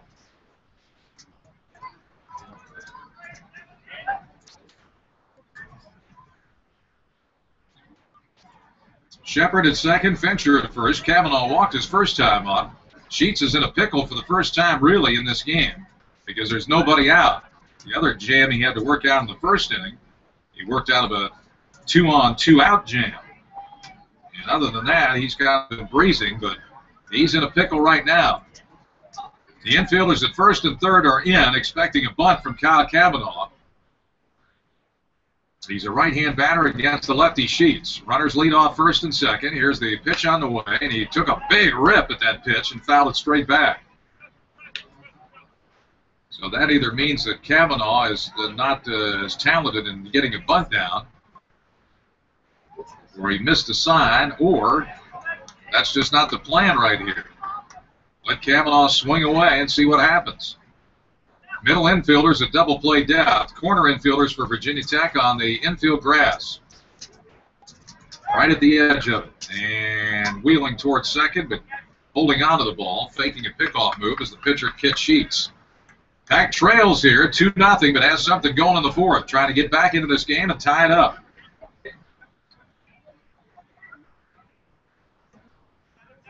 Cavanaugh behind the count, 0-1. Sheets checks the runners at first and second. Pitch on the way, and Cavanaugh takes a fastball high and wide. 1 ball and 1 strike. I mentioned earlier, Sheets has a 4-1 record, but a hefty earned run average. And the opposition has hit it pretty well this season. A .317 batting average coming in. He gave up 57 hits and almost 45 innings of work. The Pack has only 2 hits so far, and Jake Fincher with the second one moments ago. He's at first, Shepard at second. Nobody out. Pitch to Cavanaugh. Curveball is bounced through the left side and into left field for a base hit. Shepard rounds third. He will score, and it's 2-1. RBI ground ball single to left off the bat of Kyle Cavanaugh. That cuts the lead in half. And here is Jake Armstrong. Shepard scores from second on the RBI single by Cavanaugh. Fincher moves to second base and stops. And here is Armstrong, who struck out his first time up. Armstrong looks down to Chris Hart, the third base coach, who's flashing the signs. Brian Ward coaching at first for NC State today. Back with a chance to tie this game up now. Fincher in scoring position. Still nobody out here in the fourth inning. Sheets sets. The pitch. And a slow change. A straight change is swung on and fouled straight back by Armstrong. No balls and 1 strike on Jake Armstrong. Armstrong 3 for 10 in the series. He's knocked in a run and scored twice. This would be a good opportunity for Jake to get another ribby right here. Again, the corner infielders are close to the line and on the infield grass. Armstrong not bad at laying down bunts. There's still nobody out, and now Sheets fakes again a pickoff move to second, but hangs onto the ball. So we'll see if Armstrong bunts here with nobody out and 2 on. Fincher at second. Cavanaugh, who just knocked in a run, is at first. Not holding Cavanaugh on. 0-1 pitch, not forthcoming to Armstrong, as Armstrong calls timeout. Sheets was taking a lot of time there, and Armstrong says, that's enough. You've tested my patience, and now you're going to wait. Wind has now shifted, blowing out strong to left field. That helps Armstrong, and he has home run power. He's hit 4 home runs this season. 0-1 pitch coming to Jake Armstrong. Slow off-speed delivery is upstairs. 1 ball and 1 strike. Pack has cut the lead in half. It's Virginia Tech 2, State 1. Still nobody out here in the Wolfpack fourth. And 2 on. Let's see if Armstrong can deliver here on this 1-1 pitch. I think the 1-1 pitch in baseball is probably the most important in a batter sequence. Here's a curveball over for strike 1 and 2. I mean, the pitcher wants to get ahead. The batter doesn't want to get behind. I don't know whether baseball experts would say that's the key pitch in the sequence, but I've kind of always thought it was. 1 ball and 2 strikes. Fincher leads off second, Cavanaugh off first. 1-2 delivery to Armstrong, way outside. That was a fastball. It was overthrown by Sheets, and he almost threw it away. 2 balls and 2 strikes. That could be a setup for another off-speed pitch. Sheets has been changing speeds here with regularity through the first 3+ innings. Well, he hasn't retired anybody here in the fourth, so technically he's only pitched 3 innings. He sets. Runners lead. Here's the pitch. Slow, straight change. Swung on a miss. He struck him out. Armstrong strikes out for the second time. 4th strikeout for Sheets. That's the first out of the inning. Now the infielders can move back if they want to. All it's going to take is 1 ground ball off the bat of Suggs, and that could get Virginia Tech out of the inning. However, Tufts remains on the infield grass at third.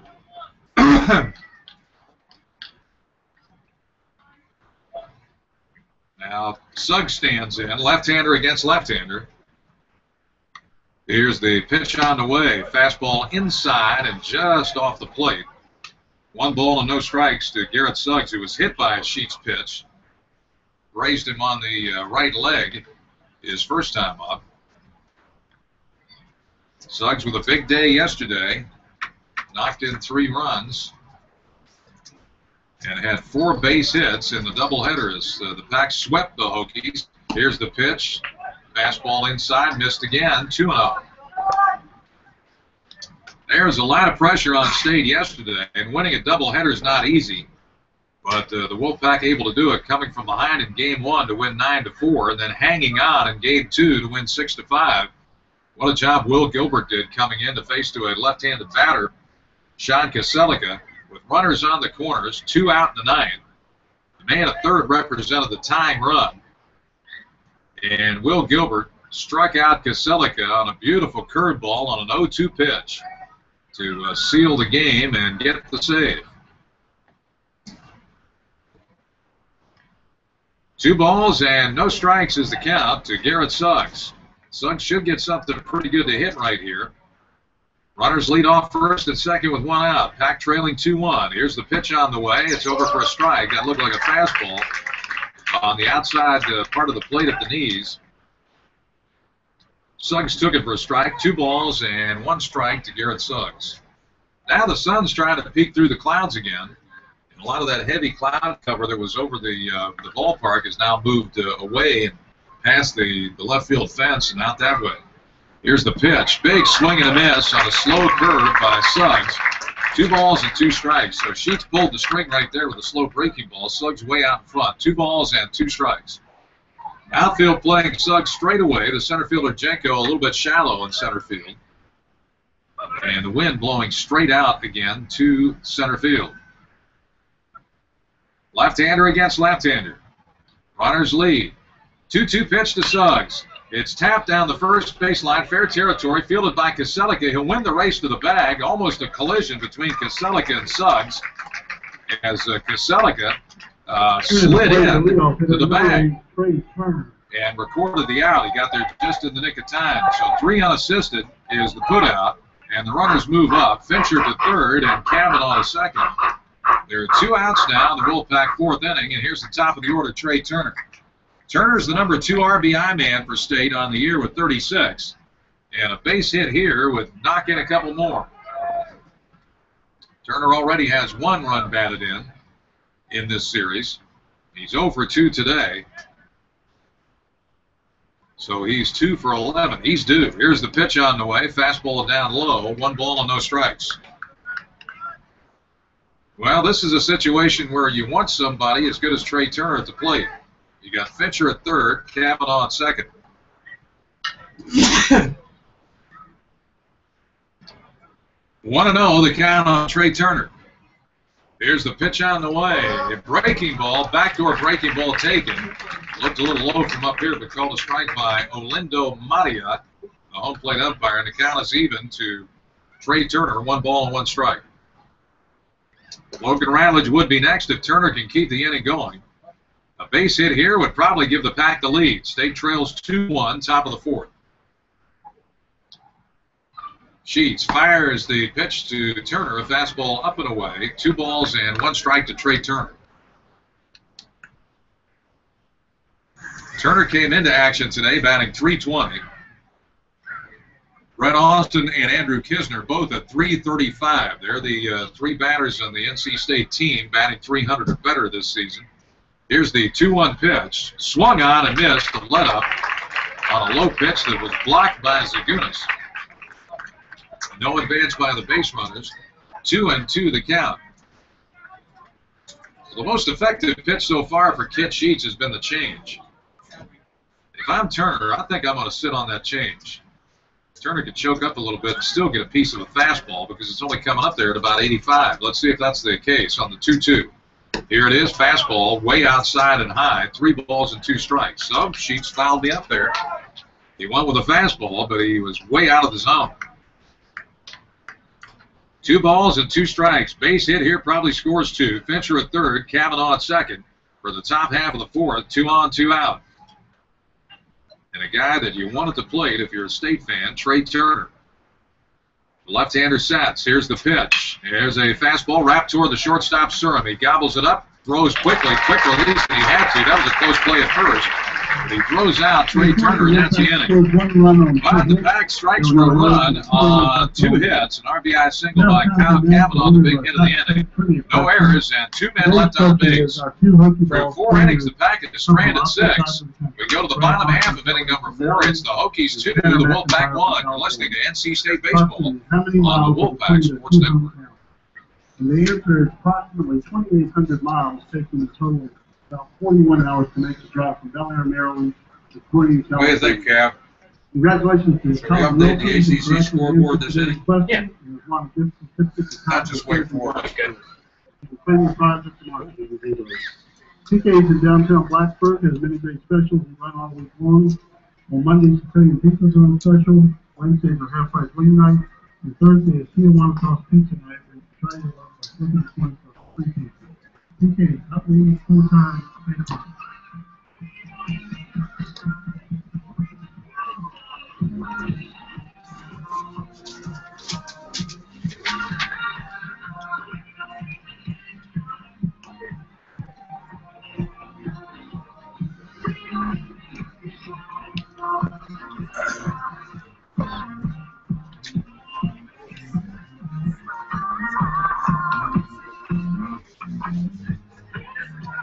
State trails at Virginia Tech 2-1 as the Hokies come to bat in the bottom half of inning number 4. This is an important game. It's basically meaningless for Virginia Tech except for pride.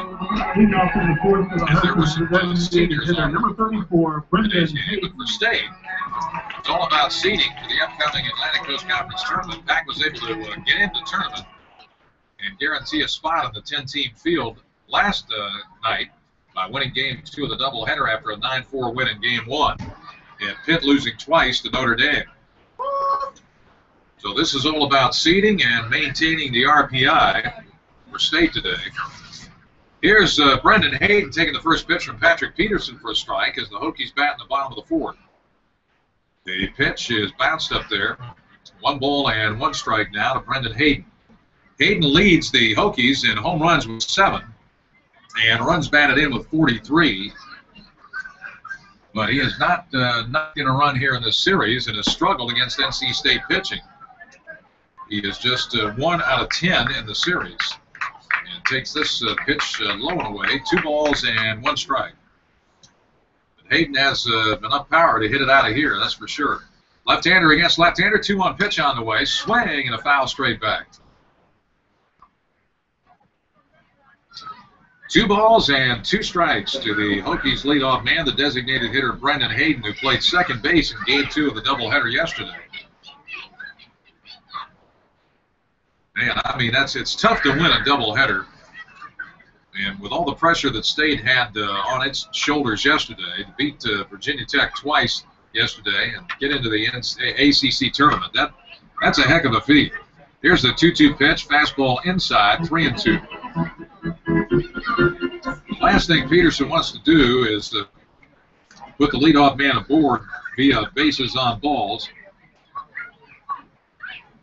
It should be a pretty good pitch by Peterson. Here's the fastball on 3-2, swung on by Hayden, and he lines it foul down the left side and out of play.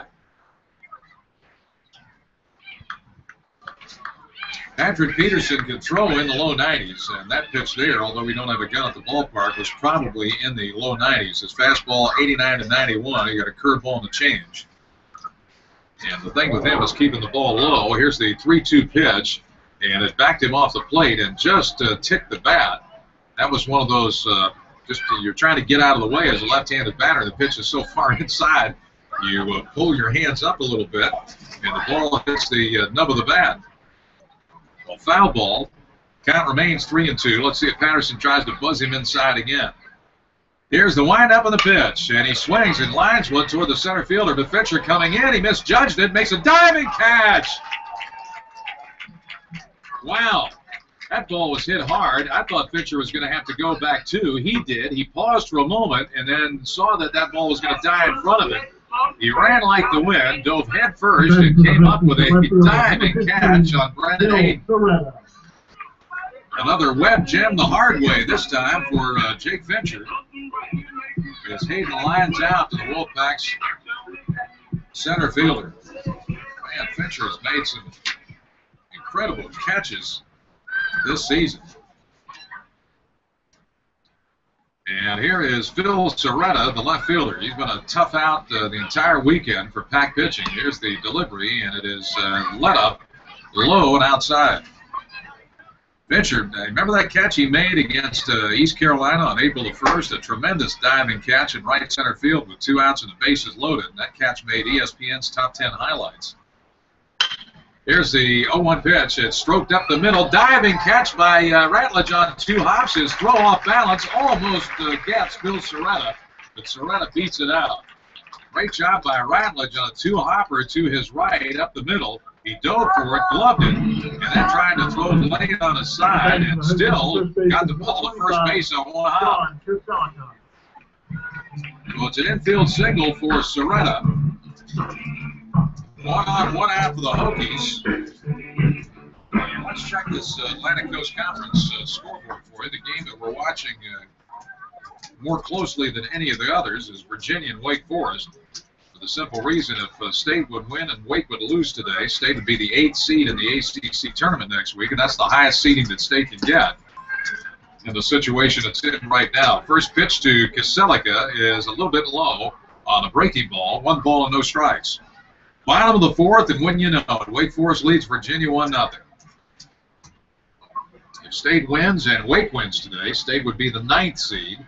And if State loses here in Blacksburg, the Pack will be the 10th seed. Those are the scenarios that basically you need to know. Pitch misses, 2 balls and no strikes. Let's check the rest of the action on our, as they would say in hockey, the Udatone scoreboard gear. Bottom of the 7th non-conference game, Georgia Tech pounding South Florida 11-1. Here's the pitch, a let up high, 3 balls and no strikes. Patrick Peterson working a shot, Kaselica with Soretta aboard at first and 1 out. Hokies batting in the bottom of the 4th, leading 2-1. Bottom of the 7th, Notre Dame leading Pitt 4-3, trying to sweep that series. I'll tell you what, the Pack should send some sort of a basket of fruit or flowers or something to the Notre Dame baseball team for what they've done against Pitt this weekend. Maybe a dozen roses or something. No, that's probably not appropriate. Throw over the first and back in time is Soretta. Top of the 9th, Boston College leading Clemson 9-4. And this one's over. Miami takes 2 out of 3 from Carolina. Here's the pitch. Swung on and missed, and the count 3-2 now on Sean Kaselica. So Miami wins that series 2-1, shutting out Carolina 2-0. Bottom of the 7th, Duke leads Florida State 7-3. And again, that Virginia-Wake Forest score. Wake 1, Virginia 0, bottom of the 4th. Here's the 3-2 pitch. Kaselica swings and fouls it straight back. Scores courtesy of Kevin Fosnes, the media relations contact for NC State Baseball, seated to my left here in the booth. And he's been a big help this weekend in a lot of different ways. On the air, off the air. He's done a heck of a job. 3-2 pitch, not forthcoming. There's a soft toss over to first, and Soretta back safely. Patrick Peterson, 3 balls, 2 strikes as he tries to get Kaselica out. He's been kind of a tough out this series. Here's the pitch, swung on, fouled straight back again. Peterson went with a high hard one there, and Kaselica was able to just barely catch up to it. 3 balls and 2 strikes. Kyle Wernicke due up next. Left-hander against left-hander. Peterson sights the sign from Austin. Soretta leads off first. Here's the pitch, and Kaselica lines it into center field for a base hit. Riding second on his way to third is Soretta. He will make it. Throw cut off by the shortstop, Trey Turner. And runners on the corners, and Patrick Peterson is in a jam. Batting for the Hokies, the right fielder, number 4, Kyle Wernicke. That was a solid base hit in the full count pitch. Kaselica ripped it right up the middle. 2 hits in the inning. Runners on the corners now with 1 out. Peterson needs to keep the ball down. He can still get out of this inning with 1 pitch and ground ball back to Turner, Radlich, or Kisner, or somebody. So the back in turn 2. Wernicke comes to the plate. Batting .254 on the year, 1 homer, 11 runs batted in. He bounced out to Trey Turner his first time up. Let's see if he does that again. The Pack can get out of this inning with a double play ball. Here's Peterson setting and delivering. And this one is chopped toward the hole at short. Backhanded by Turner. Beautiful play. He's only got 1 play to first. Save! On a bang-bang play at first. Run scores, and the Hokies lead 3-1. That was an incredible play by Turner, just to be able to field that ball deep in the hole. It was a chopper. And not hit that hard, and then Turner made a strong throw to first. And Wernicke's just able to beat it out. He knocks in a run with an infield single as Serrata scores from third. Kaselika was forced to stop at second. Wernicke at first, and here's Ricky Surham, who lined out to the first baseman Kavanaugh his first time up on a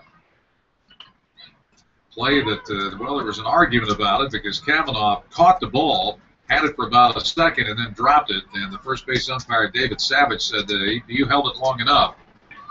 And out was the call, and that brought an argument from Patrick Mason, the head coach of the Virginia Tech Hokies, but he lost the argument. Hokies up 3-1 here. Peterson cannot afford to allow much more. As little Kit Sheets has been very good on the mound for the Hokies. Not overpowering, but he's pitched well. Here's Surham, a right-handed batter. Peterson pitch. He squares the bunt. He pulls the bat back. Ball gets away, and both runners are going to move up. I'm not sure how to score that one. I think it's going to be a wild pitch. That's what we'll put down until we hear differently. So Kaselika wild pitch to third. Wernicke wild pitch to second. The count on Surham. 1 ball and no strikes as Peterson works to the right-handed batter. Now base hit would score 2 more, and the Pack would really be in a hole. Not an insurmountable one, but a deep one. Here's the pitch. Here's the bunt at the plate, and the runners they were having, that was a squeeze play, a suicide squeeze. As Kaselika broke from third base, Surham had to get the bat on the ball, and he fouled it behind home plate. On 2 stolen bases. They're going to call that a double steal and not a wild pitch. Wow. That's very generous by the hometown official score. Going to get some action starting in the NC State bullpen. The count on Surham 1-1. Looks like he's going to try to squeeze again. Well, now he puts the bat back on his shoulder. 1-1 pitch coming. He swings and hits a fly ball down the left field line. Armstrong's not going to be able to catch up with it. 1 run is in. Rounding third on his way to the plate is Wernicke. He'll score, and it's 5-1 into second with a double. A sliding double is Ricky Surham.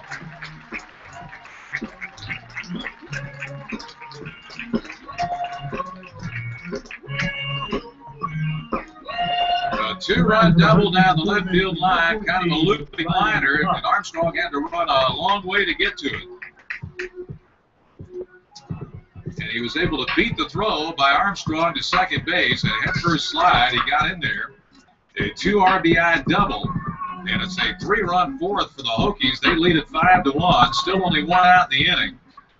Surham is at second. Kaselika scored easily from third. In fact, he held up. Wernicke was coming full blast. There wasn't any chance that Wernicke was going to pass him. But they almost scored on top of each other on that double to left by Ricky Surham. And here's Sage Shenko. Or check it, Ryan Tufts, the number 9 batter in the order, with 1 out.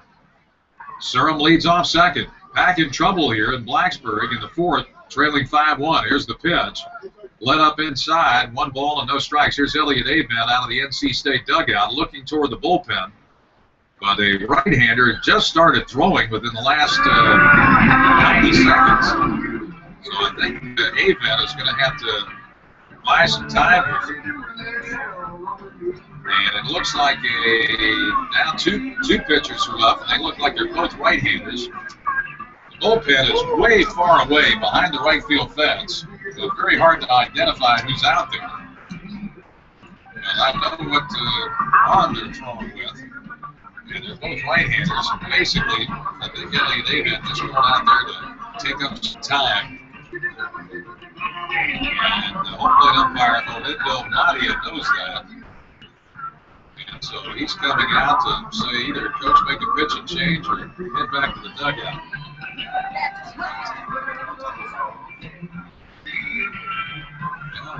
Not able to break up the conversation. Elliot Avent still talking with Patrick Peterson, all the infielders, and Brett Austin also on the mound listening in. And finally, Nadia tells Skip to either make a pitching change or go back to the dugout, and he's headed back to the dugout. So he's able to buy some more time for the two right-handers and loosening in the state bullpen. And Tufts will be the batter. He's a right-handed batter. And Peterson, a left-handed pitcher. We'll see if Peterson maybe throws one pitch and Skip goes out there and makes a pitching change. Let's see. He's been known to change a pitcher on a 3-2 count. I saw that earlier this season. Sometimes a 2-2 count. It doesn't matter. Whenever he gets the urge, it'll happen. Here's the pitch to Tufts, a fastball inside and low. And the count goes to 2 balls and no strikes now on Ryan Tufts. 5 runs on 6 hits for the Hokies. 1 run on 3 hits, no errors for the Pack. Hokies batting here in the bottom of the 3rd. And the sun trying to peek from behind the clouds again. Heavy cloud cover here in Blacksburg and a lot of wind, just like we've had the entire series. Tufts is ready, so is Peterson. The left-hander checks the runner at second and now steps off the rubber. Tufts flew out to the right fielder Suggs his first time up, trying to go the opposite way, and the center fielder Fincher's got him shaded maybe a step or two that way, but pretty much the outfield straight away. Here's the pitch. Hard ground ball, just foul wide of third. That would have scored another run had it been fair. 2 balls and 1 strike to count on Ryan Tufts. T-U-F-T-S, Tufts. He's 4 for 9 in the series with 3 runs batted in and looking for an RBI possibility here. They're trying to put the Hokies up 6-1. 2-1 pitch not forthcoming as Peterson again looks and rocks back towards second base but hangs on to the baseball. 2 balls, 1 strike, 1 on, 1 out. This has been a long 4th inning. But not as long as it's been for Peterson in the Pack. Here's the pitch. It's looped toward the left fielder, and in it comes Armstrong, makes the catch. They throw back to second to try to double off Ricky Surham, and Surham slides back in and just beats the throw. Nice catch by Armstrong. He made it at ankle level. It bounced. And did he make the catch? I thought he made it. Apparently he trapped the ball. Armstrong disagreeing with the umpire down the third base line, but they're going to say he trapped the ball. So it's a base hit for Tufts. A heck of a try by Armstrong trying to make an ankle-level running catch on that looping liner. And now here comes Elliot Avent out of the dugout. He wants to talk to the third base umpire, Damian Beal, and maybe get the other umpires together as to what they really saw. I thought Armstrong made the catch, but I didn't see it with a pair of field glasses either. So Avent still not quite chin to chin with the third base umpire Damian Beal, but getting an explanation as to what Skip thought he saw. I think he's probably going to lose this argument. Tufts with a base hit to left. That's the 5th consecutive hit after Peterson was able to get Brendan Hayden to fly out to center field. See, that would be one. It's going to be that would be one right there. Well, if this were in Greensboro next week, there would be an instant replay, because what we're told is there's going to be instant replay in the ACC tournament next week. Now Elliott Avent face-to-face with Damian Beal. But Beal has his back turned, so I can't see Elliott's face. Now I can, slightly, but they're in a close quarters conversation. It's not anything where there's a lot of yelling and screaming going on. But I guess that Elliott Avent wants the other umpires to get together and make a definitive ruling. And he's not getting any satisfaction from the third base umpire, Damian Beal. But this will be solved next week in Greensboro, because there'll be instant replay. The argument continues, and now finally Beal caves in, and he's going to call the other two umpires together. And it looks like Elliott Avent has won at least the first step of his argument. But now he's in between two of the umpires. I wouldn't push the envelope much farther. You get the umpires to get together. That's what you wanted in the first place. Now Elliott's upset. He's animated. The best thing to do right there is just to get the umpires to talk amongst themselves and come up with a ruling. Just like Patrick Mason got on that line drive that Kavanaugh held for a second and then dropped and was called an out.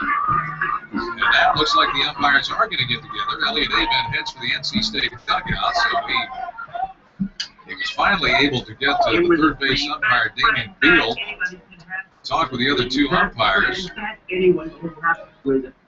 But there's no safe is the call, so it's a base hit. After Hayden let off the inning flying out the pitcher, Soretta reached on an infield single. Caselica with a line drive single up the middle. Wernicke knocked in a run with an infield hit, and Surum knocked in two with a triple down the left field line. And Tufts reaches on this sinking liner that Armstrong trapped in left field. So the inning continues. Elliott Avent went into the dugout. Now he comes back to the mound. We're going to have a pitching change. That's his second trip. Right-hander coming in. We'll step out and we'll identify the pitcher for you and tell you about him when we come back. Pack's in trouble here in Blacksburg in the final game of the regular season. It's the Hokies 5, State 1. There are 2 Hokies on and 1 out as the Pack makes a pitching change. This is State Baseball from Learfield Sports. Who's it going to be, Cav? That's it. Patrick Peterson goes 3. Wilder, 35, Wilder. Corey Wilder.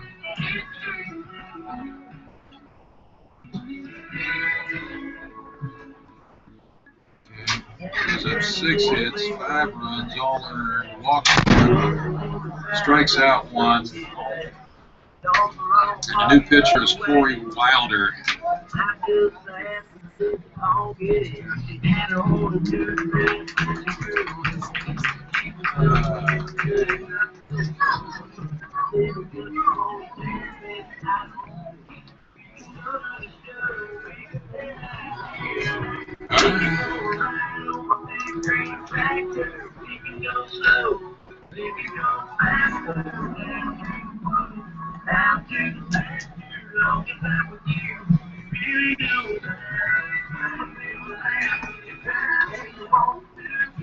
Back in Blacksburg, Corey Wilder, right-hander, is the new pitcher for State. For Patrick Peterson, his day is over. He lasts 3 2/3 innings, gives up 6 hits. He's touched for 5 runs, all earned. Corey Wilder. He walks 1 and he strikes out 1. Corey Wilder is making his 8th appearance, 7th in relief.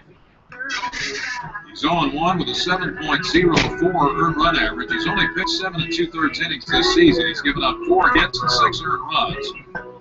Control has been an issue. He's walked 9 batters in almost 8 innings, and he struck out 8, with the opposition hitting only 154 off of Corey Wilder.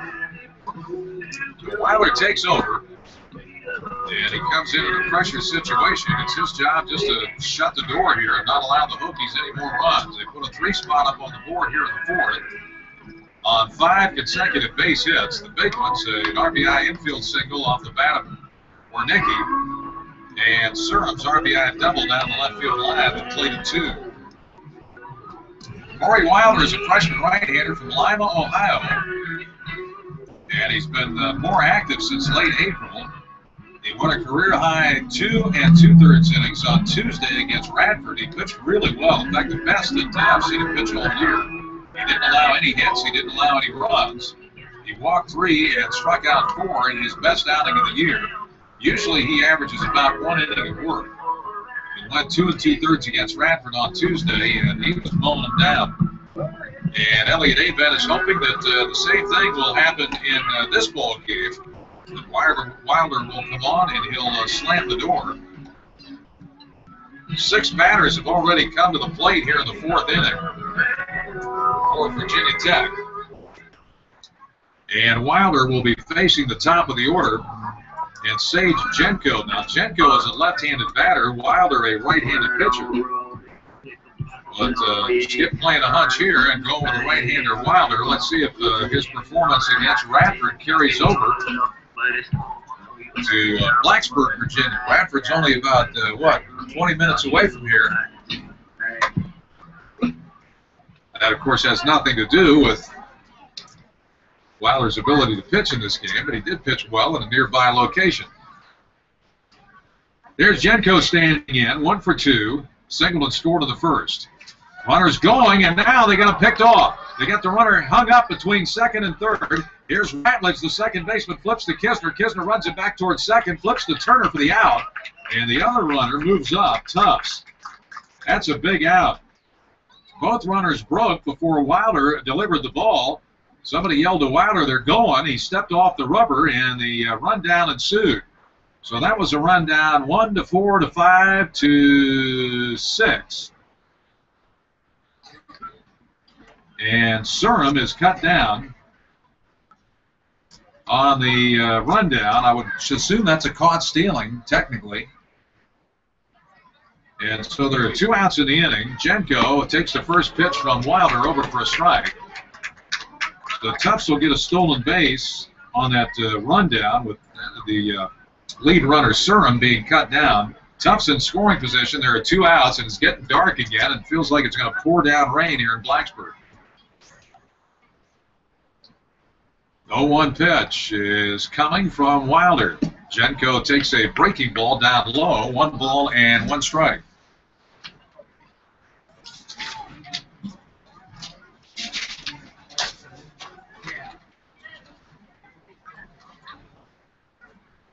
Wilder, a fastball, 90 to 93 with a rebuilt power slider. That's his best pitch, and if that's over, he's going to be tough to hit. Here's the 1-1 fastball, called strike 2, outside corner at the knees.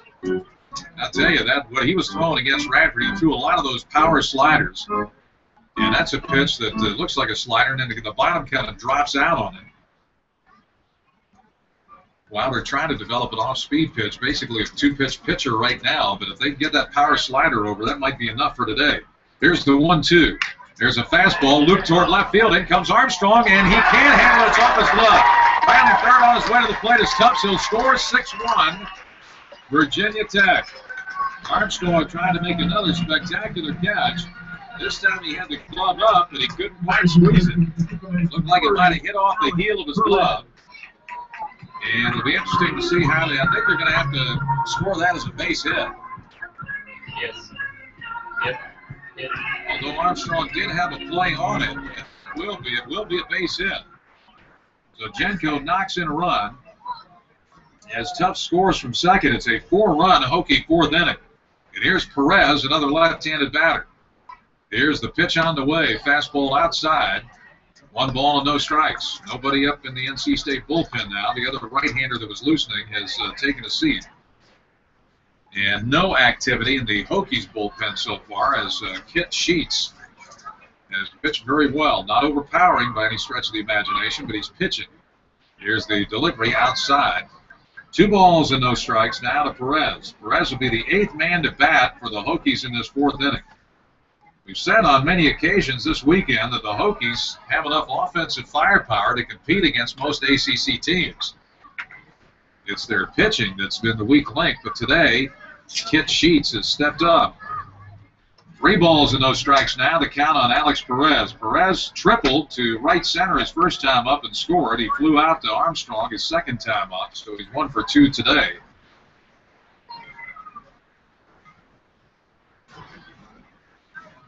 And 2 for 11 in the series. Here's the pitch on the 3-0. He walked him. So the 9th batter to bat is one of the best players in the Virginia Tech uniform, the catcher, Mark Zagunas. But so far, Zagunas has not had a great series. Well, he's had a good series, I should say. He's just not been great at the plate today. Knocked in a run with a ground out, struck out looking his second time to plate, so he's 0 for 2 today. But 4 for 11 in the series with a couple of runs knocked in. And he's got a chance for an RBI opportunity here. And Austin wants to go out and talk with Corey Wilder with a base runner at second. They may want to change the signs here. So no pitches are telegraphed to the man at second.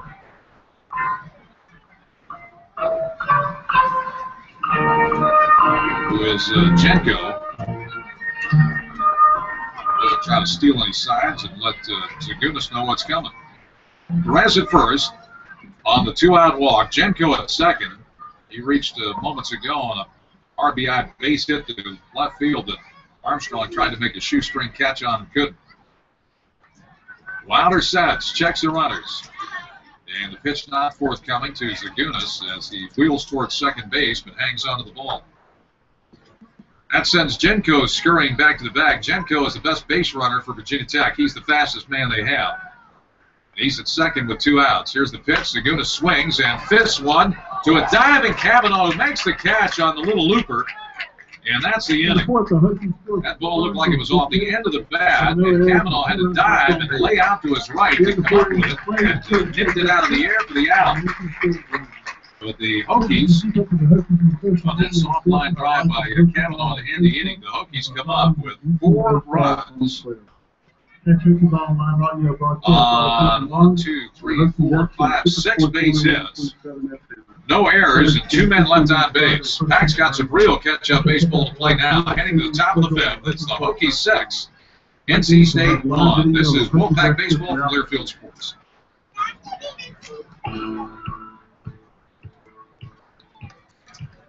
If you're gonna play in Texas, you gotta have the Atlanta band. That lead guitar is hot, but not far to be a man. So long enough that folks say love and that's all they do. If you're gonna play in Texas, you gotta have the Atlanta band.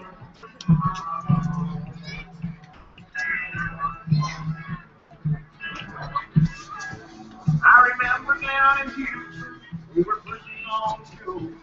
With a cowboy in the back stood up and yelled, "Go!" We said we love what you're doing. Boy, don't get us wrong. There's just something missing in your song. If you're gonna play in Texas, you gotta have a little of the band. That lead guitar is light, but not fun to be in the band. No wrong left that folks, baby, love, and that's all they do. If you're gonna play in Texas, you gotta have a little of the band. The Hokies sent 9 men to the plate in the 4th inning. They score 4 runs on 6 hits, and now little left-hander Kit Sheets has a 5-run lead to work with. As the Pack comes to bat here in the 5th inning, it'll be the numbers 2, 3, and 4 batters against Sheets. State needs to start closing the gap here as we get into the middle innings. The left-hander winds and deals to Ratledge, and he takes strike 1. Trying to look at Kit Sheets to see how long he has gone in a game this year. Here's the pitch. Ratledge swings, and it's a fly ball towards shallow right field. The right fielder, Wernicke, comes in and makes a catch. 1 up and 1 down for the Pack in the 5th. Returning for the Wolfpack to third baseman, number 11. Here's Andrew Kisner looking for his first hit today. The longest Sheets has gone this season in a game is 6 1/3 innings. That was his first start of the year back on February 14th. He's also gone 6 in 1, 2, 3 other games against VCU, Liberty, and Campbell. His last start was May 4th against Georgia Tech. He went 5 1/3 innings, gave up 8 hits, 3 earned runs, walked 2, and struck out 6. So he's probably about a 6-inning pitcher. And once you get into the Hokie bullpen, maybe the Pack could make some hay there. There is a right-hander starting to loosen and soft toss in the Hokies bullpen. 1-1 to count on Kisner. 1 out, nobody on. Pack batting here in the 5th, trailing 6-1 at Virginia Tech on the final day of the 2014 regular season. Here's the pitch. Kisner swings, hits a towering fly ball toward right center field. Wernicke over to his right, makes the catch. Kisner hit it hard, but he got too much air up underneath, and that's 2 outs. Wernicke making both putouts, and here's Brett Austin, the catcher. Austin flew out to Wernicke his last time up. He's 1 for 2 today. But his bat's still red hot. 6 for 11 in the series is Brett Austin. Here's the pitch, taken for a strike. And what a week Austin's had. 4 games heading into today's action. He was 8 for 17 at the plate, a .471 batting average with 2 home runs and 5 runs batted in. Here's the pitch, curveball hammered toward left center field. This is deep. Jenko back, makes a running sliding catch on the warning track. An incredible catch to end the inning.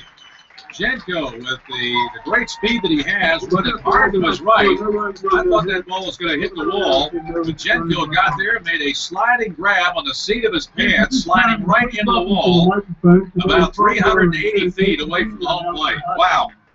Brett Austin flies out to Jenko to end the inning. 3 up, 3 down for the Pack. A quick 5th inning for Kip Sheets.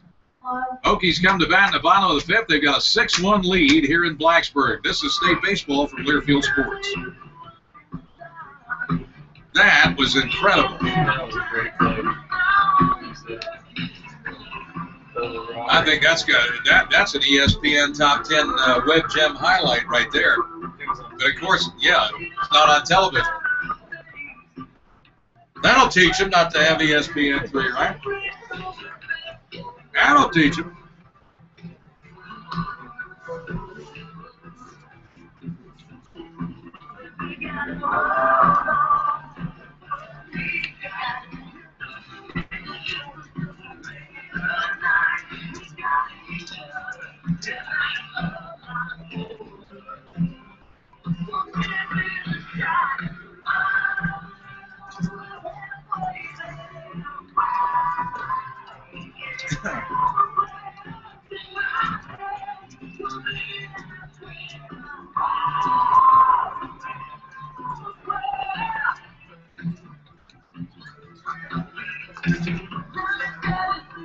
Corey Wilder begins his 2nd inning of work.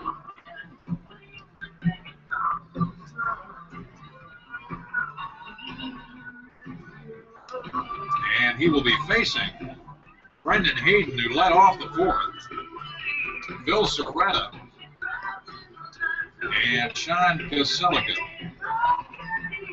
Hokies had that monster inning in the 4th, 4 runs on 6 hits. 5 of those hits were back-to-back. In fact, they had 6 straight hits. All 6 hits were together in a bunch. Brendan Hayden.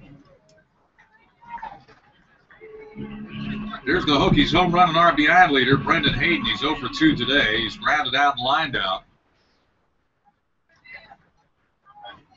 Wilder is ready, and here we go. Wilder rocks and comes to the plate. Fastball over, strike 1. No balls and 1 strike.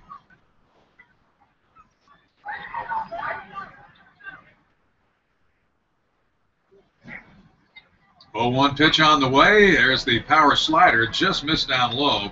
1 ball and 1 strike.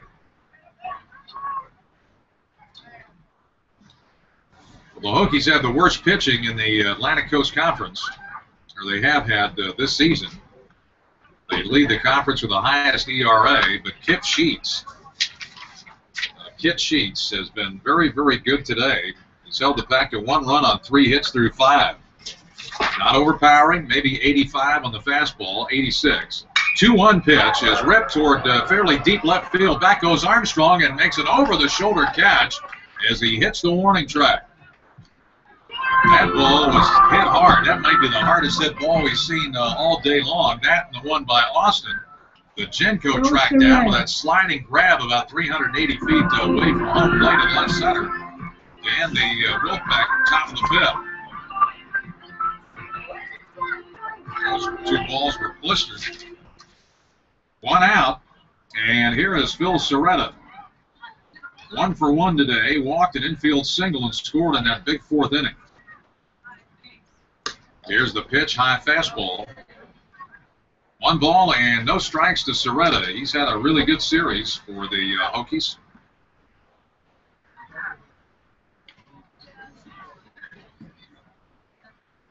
Six for 10. He and Austin have just been hitting the ball with regularity all weekend long. Fastball inside, 2 balls and no strikes. Pack in trouble here in Blacksburg, but at least the pressure is off about making the ACC tournament. The Pack will make it no matter what happens today. It's all about seeding here today in RPI. Here's the pitch. It's over for a strike. 2 balls and 1 strike. Again, in case you're just joining us, the Pack can finish as high as the 8th seed in next week's ACC baseball tournament with a win today here, and that's going to be an uphill battle because the Pack trails by 5, and we're in the 5th inning. And a Wake Forest loss to Virginia. Here's the pitch, swung on and missed on another heater, 2-2. Right now, Wake Forest leading Virginia 1-0 in that game in the early innings. State would be the 9th seed if the Pack comes back to beats Virginia Tech, and Wake Forest beats Virginia. And State would be the 10th seed with a loss today here in Blacksburg. 2-2 pitch coming. Fastball swung on and fisted in the air, foul right side, out of play. Well, it's getting darker by the minute. I got sunglasses on here. I'm going to have to make a change in between innings, or if we have any kind of break in the action, because it's starting to get dark here, at least in my world. Here's the pitch on the way.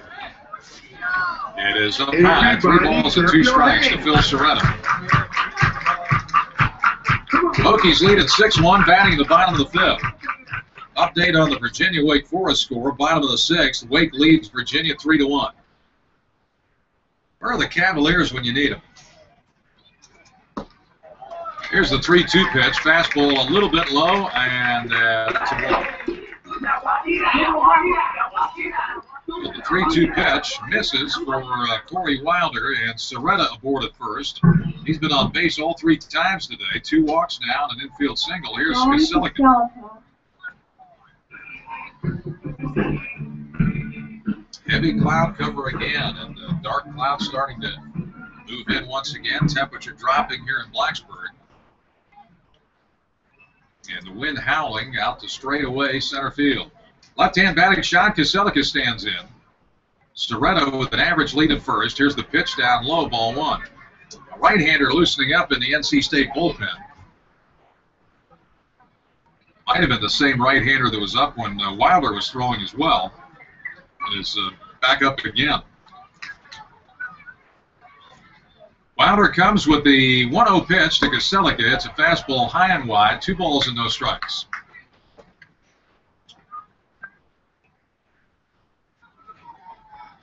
And now Kasilica is going to trot down the third baseline and have a conversation with the third base coach, none other than the Hokies head coach, Patrick Mason. I'll tell you what, it's football weather today here in Blacksburg. Lane Stadium off to our left is vacant and won't be in use for a couple of more months until probably late August. That's when the Pack begins its football season. At home in late August. 2-0 pitch coming. Let up is down low. Got to take a little bit of speed off the fastball. Okay. Joe O'Donnell is loosening down in the right field bullpen for State. Gaselica waits the 3-0 from Wilder. Here it comes. Fastball, a get-me-over fastball, and Wilder did. That's a strike. 3 balls and 1 strike. So it's all about seeding and RPI today for the Pack. A loss to the Hokies would not be good for State's RPI, which has risen to 50 as of today. Here's the pitch. Line drive, left field, base hit. Stopping at second will be Soretta.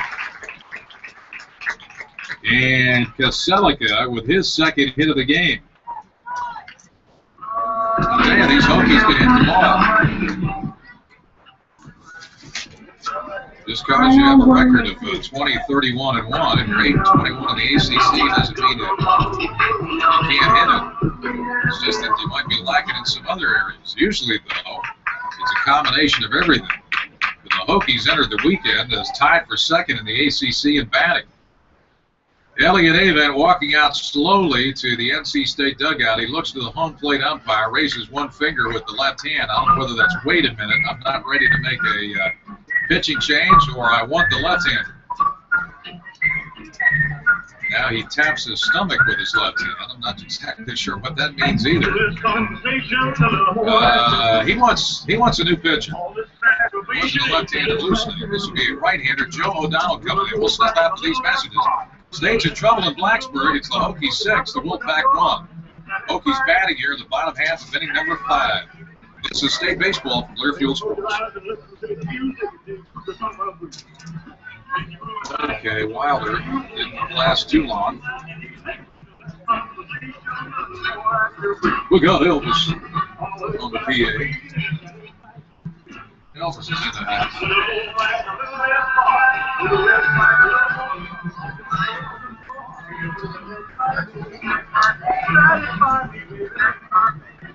Come on, baby, I'm tired of talking. Started walking. Come on, come on. Come on, come on. Come on, come on. Okay, Wilder goes 1 inning, 2 hits. Looking for the Wolfpack, Joe O'Donnell. And these are updated.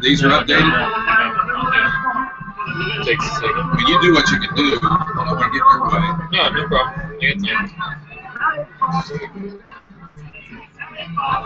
Gary Hahn back at English Field in Blacksburg, Virginia.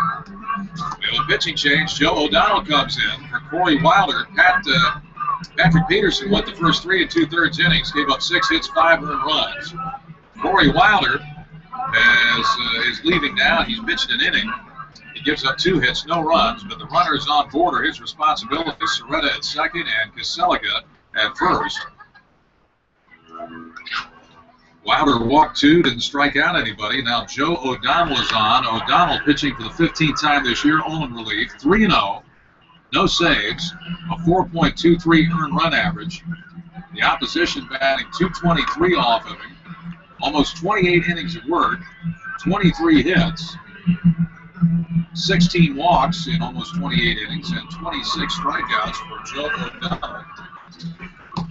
He's a freshman righty from Hoggard High in Wilmington, and he was absolutely outstanding against Radford on Tuesday. He pitched 3 innings of no-hit, no-run ball. He struck out 4. He didn't walk anybody. And he's been pretty active here of late. He's pitched in 4 of State's last 8 games, so make it 5 out of the last 9 now. And he is facing right-hand batting Kyle Wernicke. With runners at first and second and 1 out here in the 5th. There's the pitch. He gets it over for a strike.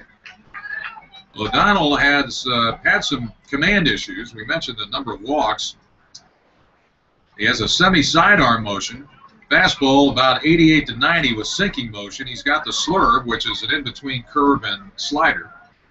And a good change. Needs to keep the ball down. Here's the 0-1 pitch. He got that one down a little bit too low. 1 ball and 1 strike. That was the slurve, and it looked like that had a little bit of angle to it, a little bit of bite. Downward action. 1 ball and 1 strike to Wernicke, who hit an infield RBI single his last time up in the fourth. He's 1 for 2 today. 1-1 pitch. Fastball hammered into the Hokies dugout. Look out.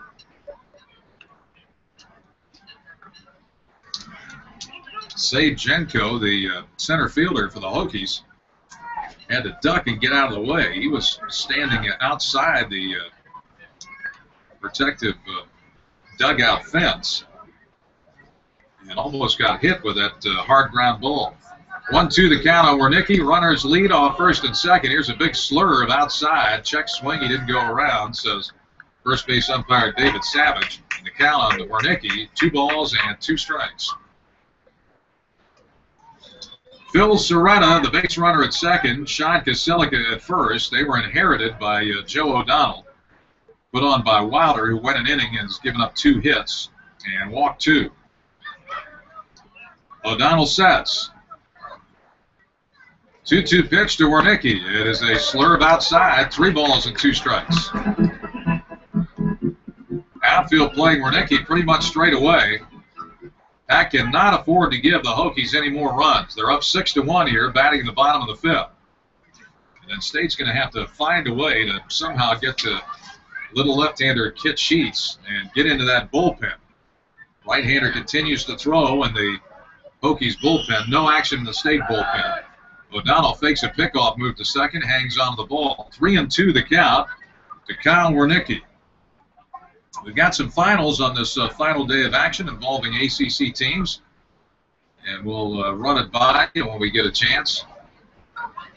Payoff pitch coming to Wernicke. Here it is, and it is low, ball 4.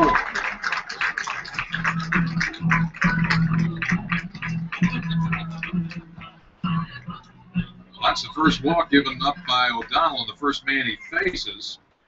So the bases are jammed now. Serreta walks over to third. Kaselica up to second.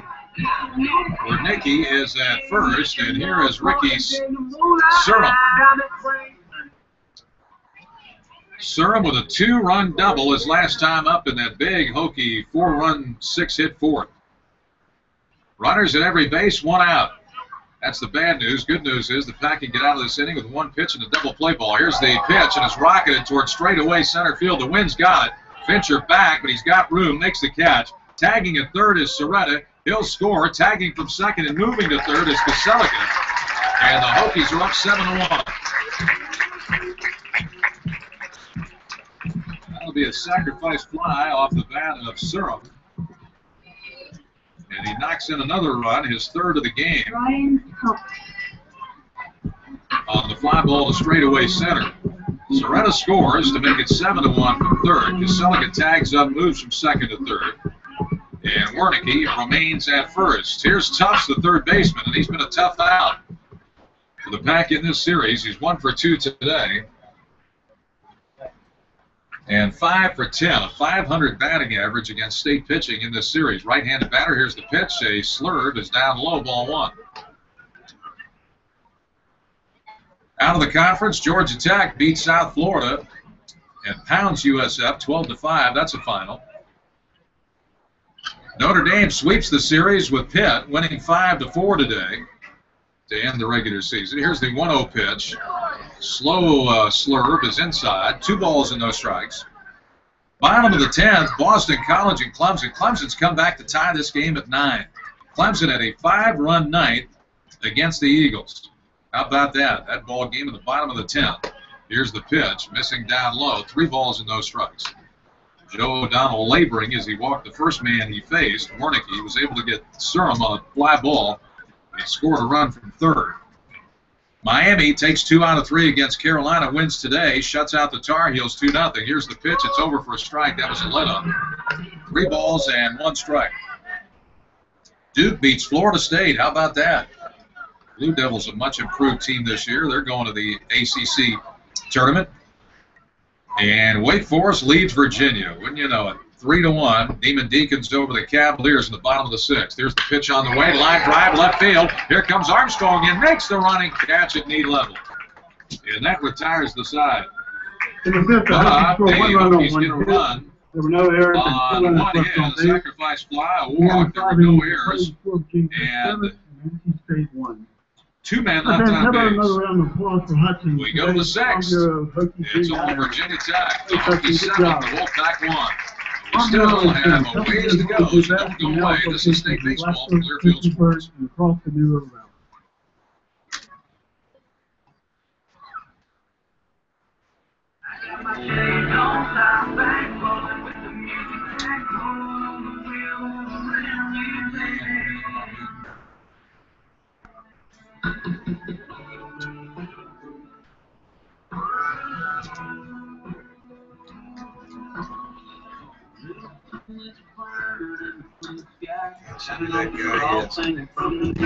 Turn your back, buddy. Looks like 27 to me.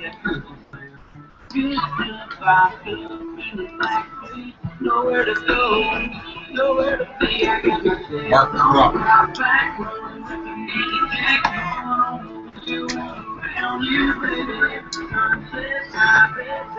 Give me a little bump music. I'm eating a piece of pizza.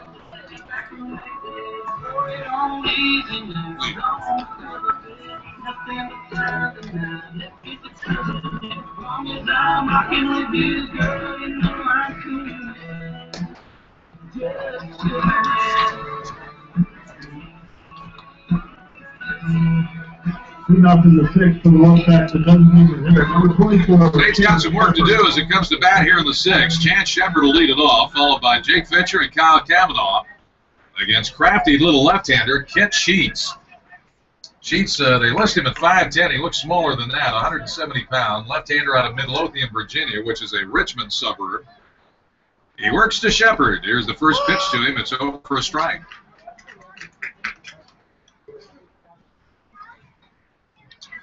Sheets not overpowering by any stretch of the imagination, but he's put the ball pretty much where he wants it today. He's been pitching out there.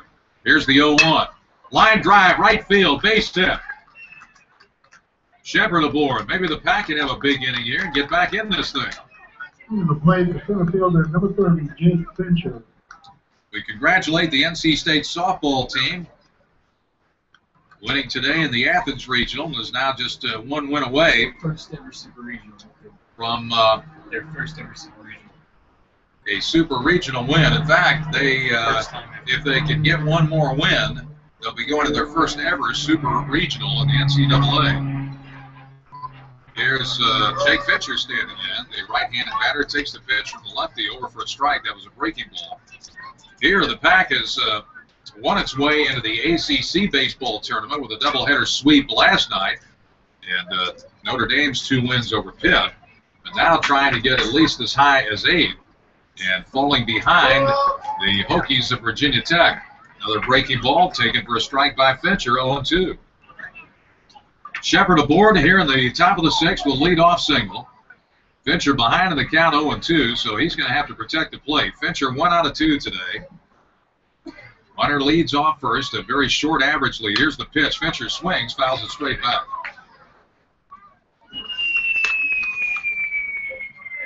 Incoming.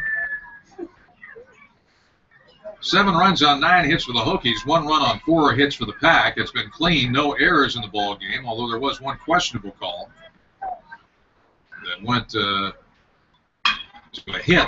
Probably should have been an error. 0-2 pitch, blew towards center field. Here comes Jenko, and he makes the running catch. One out, Shepard back to first. And here's Kyle Kavanaugh. Kavanaugh with an RBI single. He's plated the only Pack run today with a base hit to left back in the 4th. He knocked in Chance Shepard. Here lately, Shepard has had a knack for scoring runs. He now scored at least 1 run in 7 of his last 9 games as Shepard. He's aboard at first. Here's the pitch. It misses, ball 1.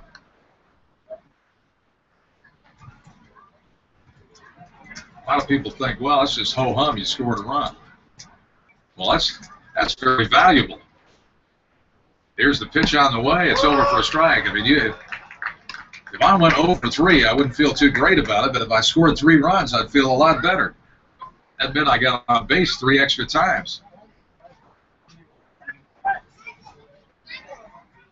So Shepard aboard at first with 1 out. Count on Kavanaugh, 1 ball and 1 strike. Here's the pitch. Slow curve, swung on and missed. Ball dropped by Zagunas, but no advance by Shepard, who has average speed from first to second. Jake Armstrong on deck. Back just needs a few consecutive base hits here like the Hokies had. They strung 6 in a row together back in that 4-run fourth. Here's the pitch. Swung on, fouled straight back. Sheets has got to be getting a little bit tired. He has not gone beyond 6 1/3 innings all season long. The Hokies would rather not go to their bullpen, though, because that's not been a strong point of their team. But there's no way Sheets could finish this ball game. I'm not sure exactly what the pitch count is at this point, but he's probably thrown quite a few. Here's a curveball, just misses. 2 balls and 2 strikes. Sheets hasn't really had any tough innings. Worked out of a 2-on, 2-out jam in the first. 93 pitches for Sheets so far. So he's nearing 100. It's probably just about, he gets through the 6th. That'll probably do it. Here's the pitch. Kavanaugh swings, and he rockets a fly ball foul right side. 2 balls and 2 strikes. So at least after this inning, I would think the Pack would be done with Kit Sheets, and that would be good news. Sheets also worked out of a 2-out jam in the 4th, but other than that, he's pretty much breezed. Here's the pitch, line drive, right field, base hit.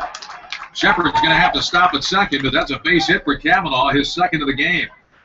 Batting the left fielder. Just hit the ball where it was pitched. It was a little bit on the outside part of the plate. He just went with it and drove it into right field. Shepard stops at second. Back with a base runner in scoring position for the, let's see, 1, 2, 3, 5th time today, according to my calculations. Here comes the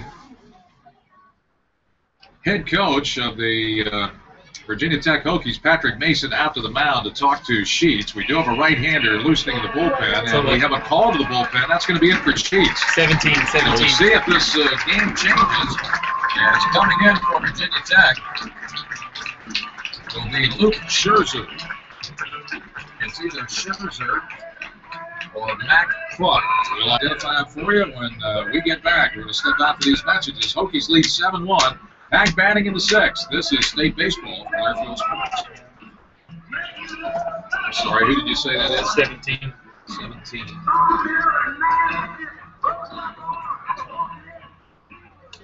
Taking them out for the Hokies. Number 17, Luke Scherzer.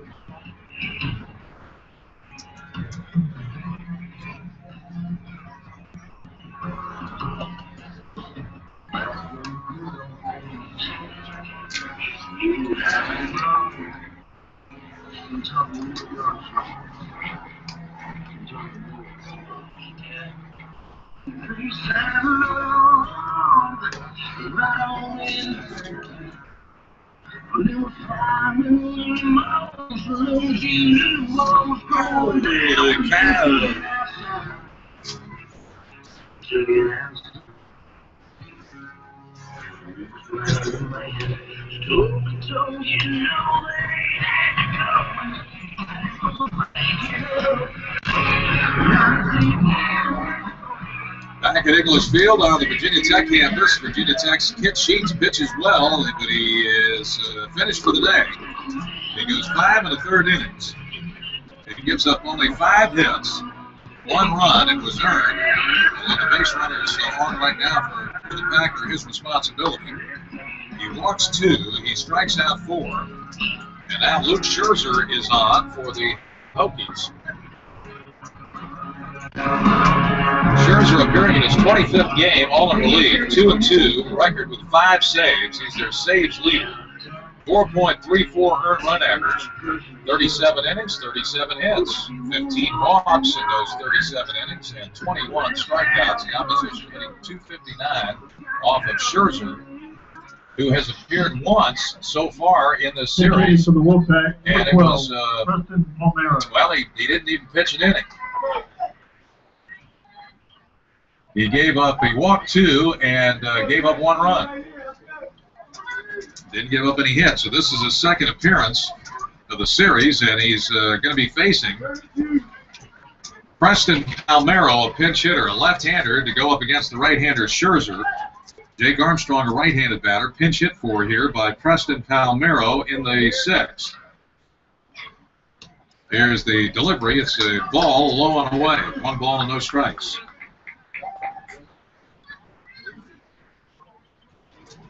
So Palmero pinch hits here in the 6th. Palmero 1 for 6 in the series. Here's the delivery and a slow breaking ball over for the inside part of the plate for a strike that evens a count at 1-1. So it'll be interesting to see if they move Kavanaugh to the DH role. Well, Shepard is there right now. They're going to have to do some moving around because they probably won't put Palmero in left field.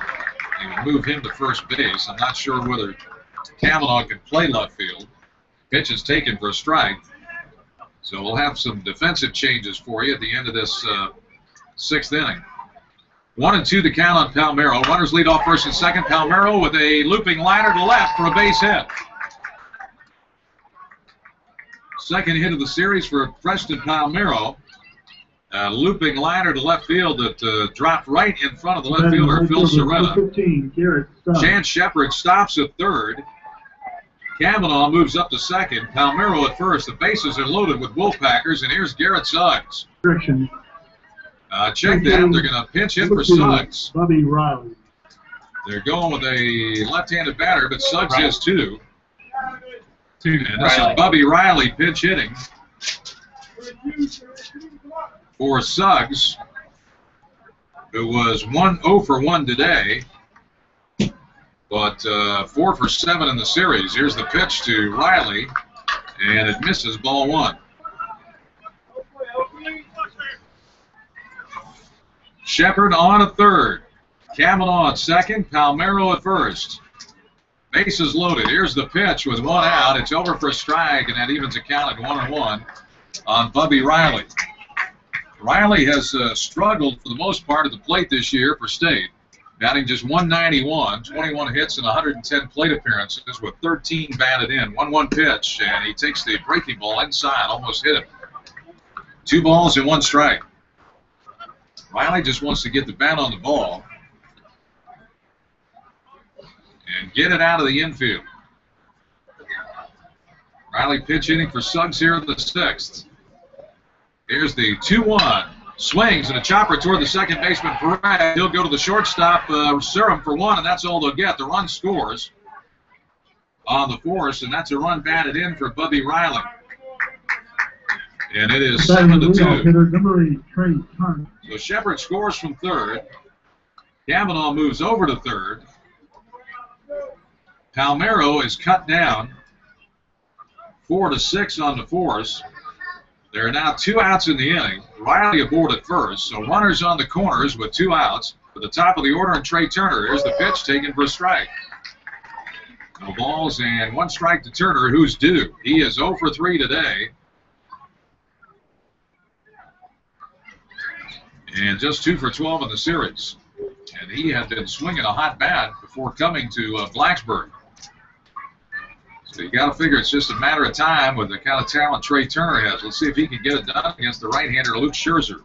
Here's the pitch. Slow curve, and it just missed. It must have been down low. 1 ball and 1 strike. That was a very close pitch. Kavanaugh leads off third. Bubby Riley off first. Riley pinch hitting for Suggs and hitting into a force play. There's a throw over the first. Riley back up, or sliding in, but he's safe at first. 1 ball and 1 strike to count on Trey Turner. Here's the pitch. Turner with a slow comebacker to Scherzer. 1 play to first base. That's the inning. Turner hit it hard and 1 hopper, but right back to Scherzer, who got his glove up and made the catch, and then threw out Turner for the final out of the 6th inning. Play goes 1-3, but the back gets a run on 3 hits. There were no errors and 2 men left on base. We go to the bottom of the 6th. State trails here at Virginia Tech by 5, 7-2. Now these messages on the Wolfpack Sports Network. $25 gift card. And our next winner is John McDonald, who supports the Marketing Judo Premier Prize.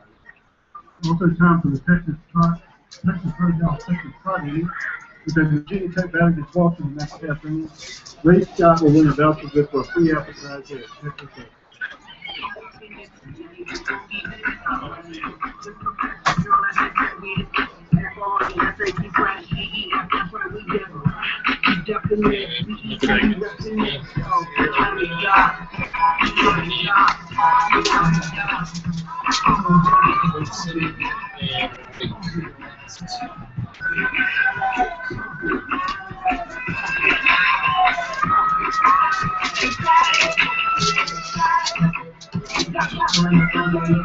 We got a new pitcher.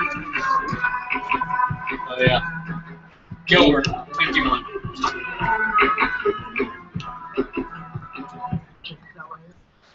So now it goes what? 2/3 of an inning? 2/3, 0 hits, 0 runs, 1 walk.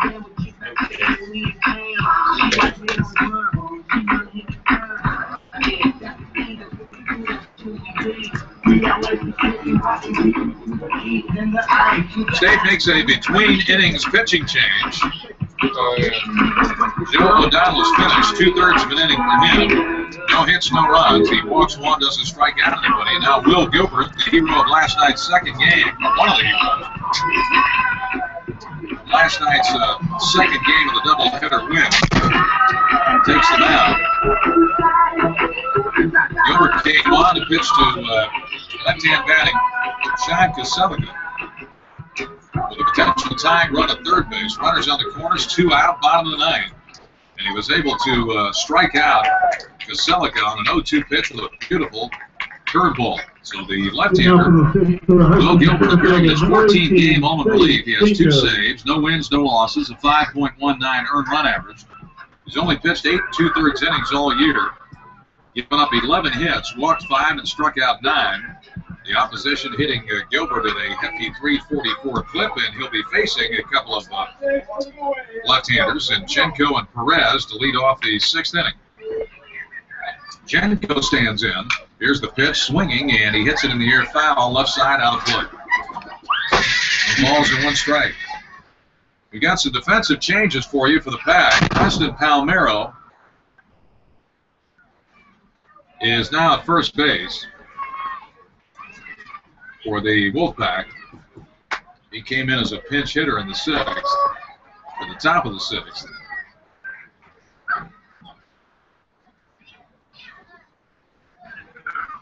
In right field, replacing Garrett Suggs,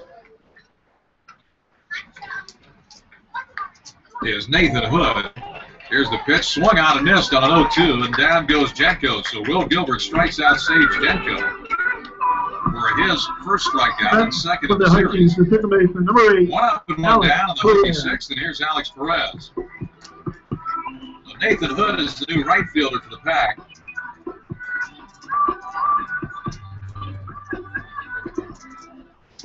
The new left fielder is Bubby Riley. Jake Armstrong out of the game. And here's Perez standing in. Gilbert, left-hander against left-hander. Pitch on the way. Fastball over for a strike.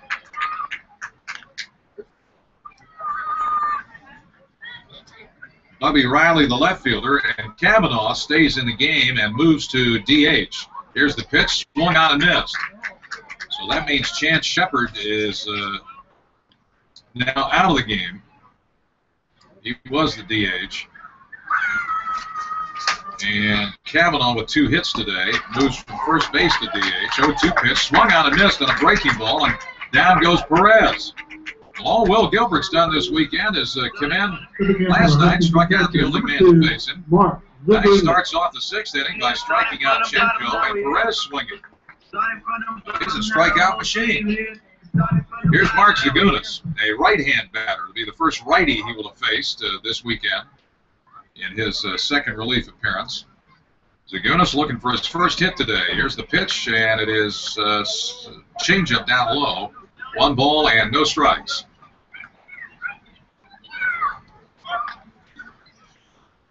Gilbert winds and comes to the plate with a 1-0. Curveball, low and inside. 2 balls and no strikes.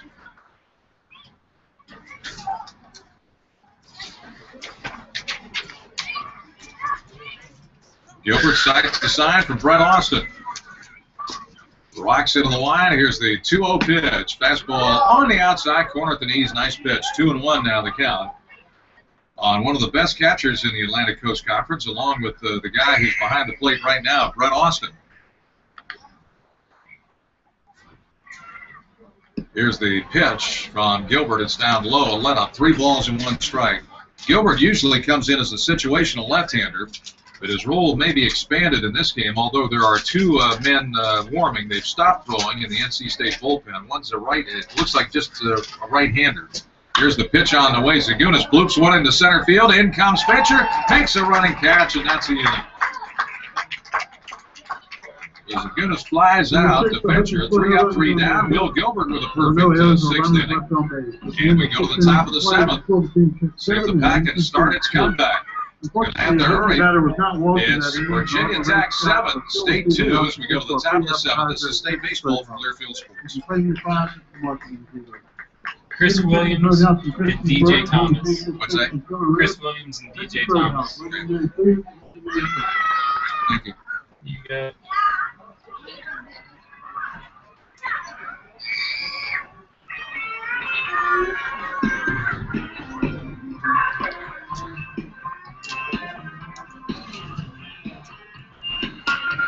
is this the same guy? Let's see. I think it is. 17, yeah.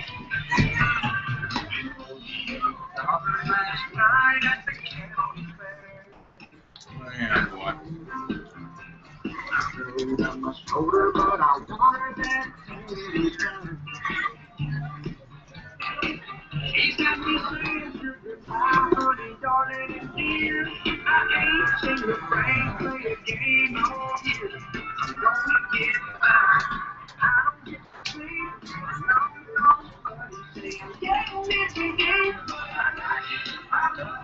Brendan Hayden, Phil Soretta.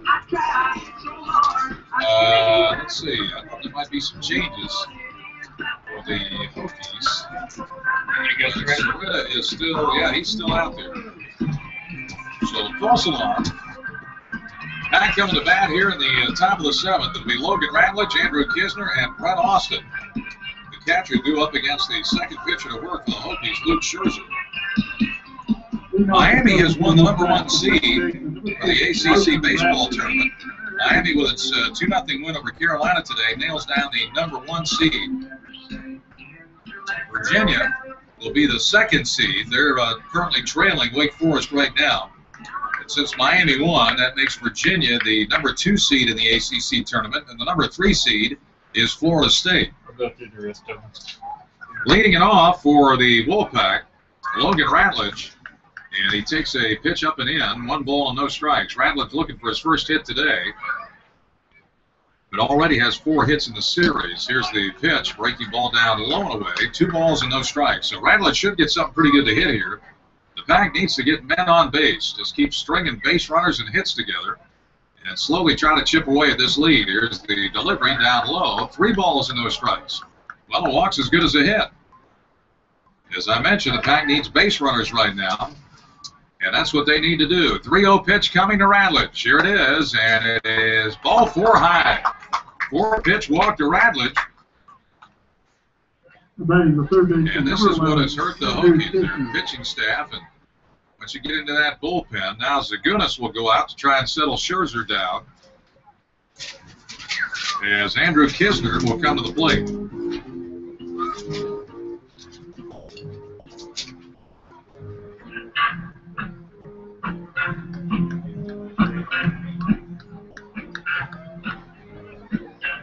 Armstrong out of the game now for the Pack. Suggs out of the game. Shepard out of the game.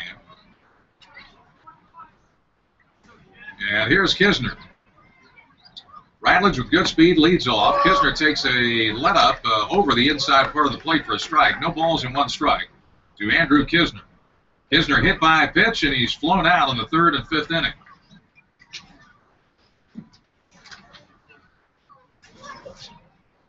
The ACC Rookie of the Year candidate waits and hits a hard ground ball, right side base hit.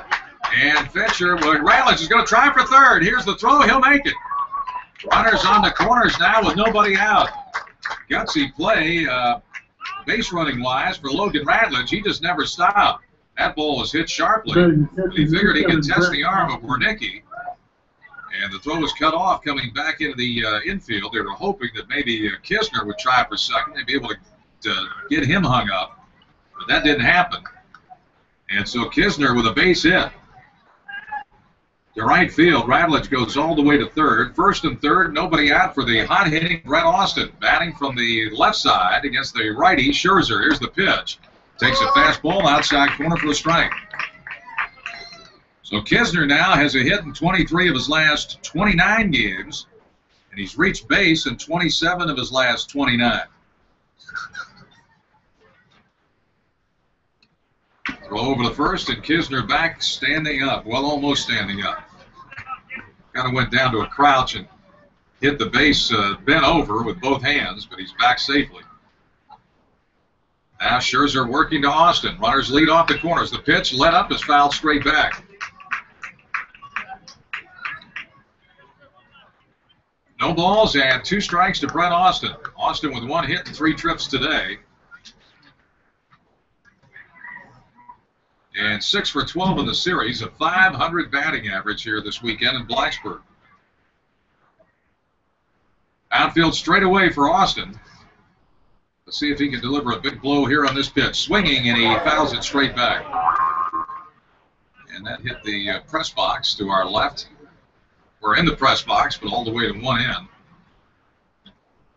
Not quite directly behind home plate, but pretty close to it. No balls and 2 strikes.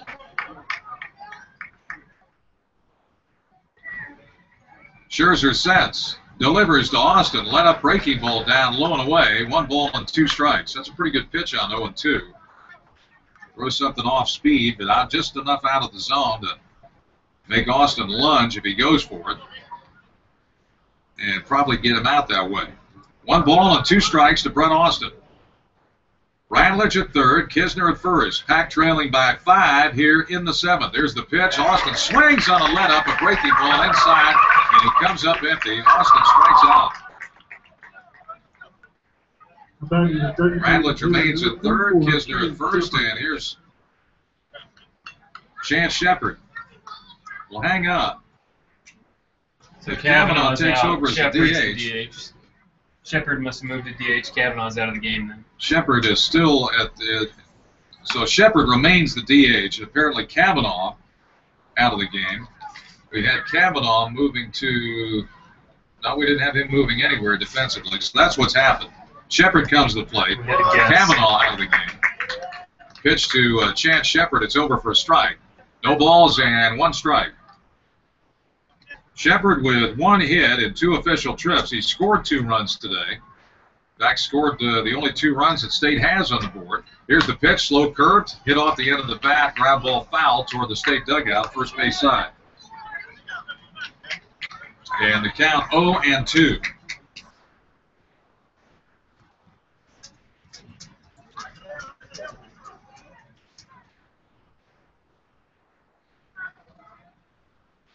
No balls, 2 strikes, 2 on, 1 out. Pack trying to climb back in this game, down by 5 in the top of the 7th. Scherzer with a long look into Zagunis. And he takes too much time. Shepard says, that's enough. I'm stepping out of the batter's box. No action in the Hokies bullpen.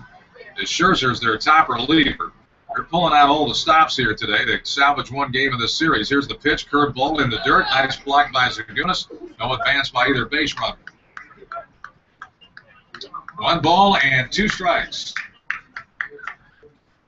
The skies have lightened just a little bit, but we still have heavy cloud cover and several dark clouds right above the ballpark. Looks like it could pour rain at any time, but there was no rain on the radar the last time we checked.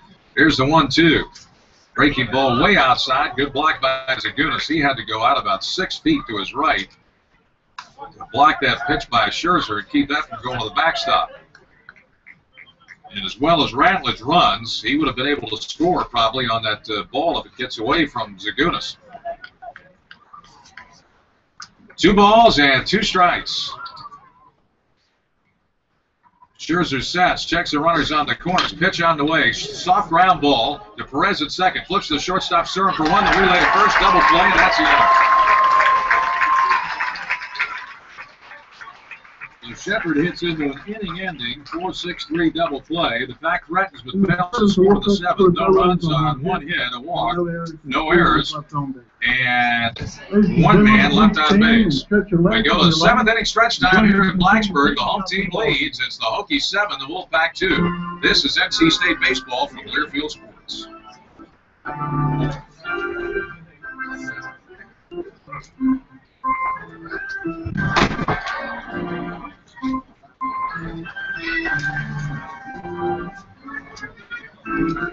This is really still confusing, but the top four said at least Duke's going to be the 4th seed.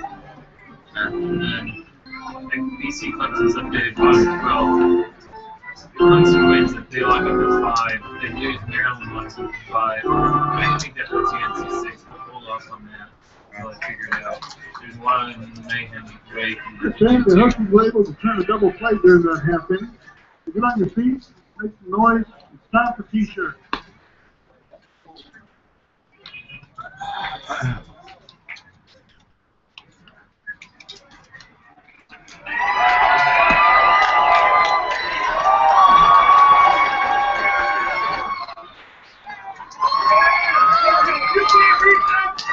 Will Gilbert takes a nap for the bottom of the 7th to state. We have double-barreled action in the NC State bullpen, a left-hander and a right-hander loosening.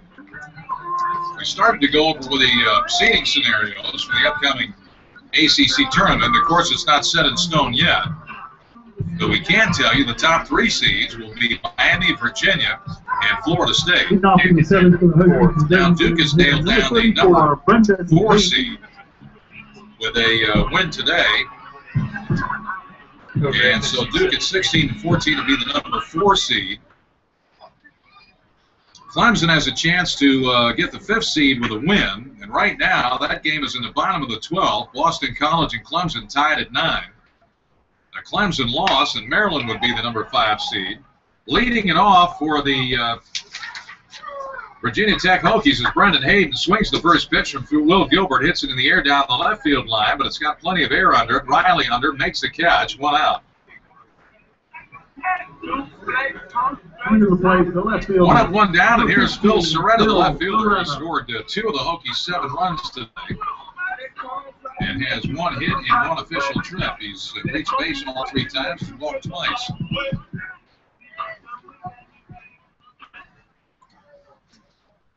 So the 5th seed's either going to be Clemson or Maryland. Carolina, we're not sure whether the Carolina can get the 6th seed or not at this point. But anyway, that gives you some idea of the top dogs going to Greensboro next week. Right-hand batting Phil Soretta. He strokes the 0-1 pitch to left field for a base hit. That's going to head toward the corner. Cutting it off is Riley. A wide turn at first by Soretta, but he'll remain at first base with a single. Nice job by Riley to get over to that ball very, very quickly. Fortunately for Riley, it was hit sharply enough. But he didn't have to charge it. He just had to track it down, and he was able to do it. So a 1-out single to left by Phil Soretta, and here's Sean Kaselica, who is 2 for 3. He's had base hits his last 2 times up in this final game of the ACC regular season in 2014. The Hokies and Wolfpack. And we have a pitch runner in Bible.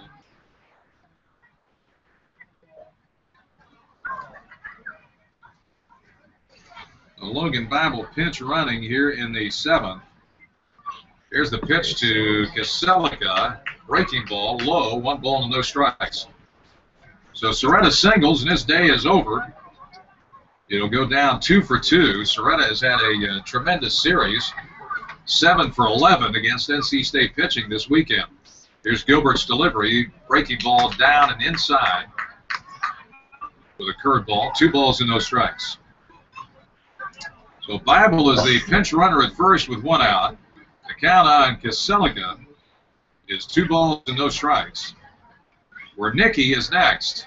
Here's a throw over the first, and back standing up is Logan Bible, the pinch runner.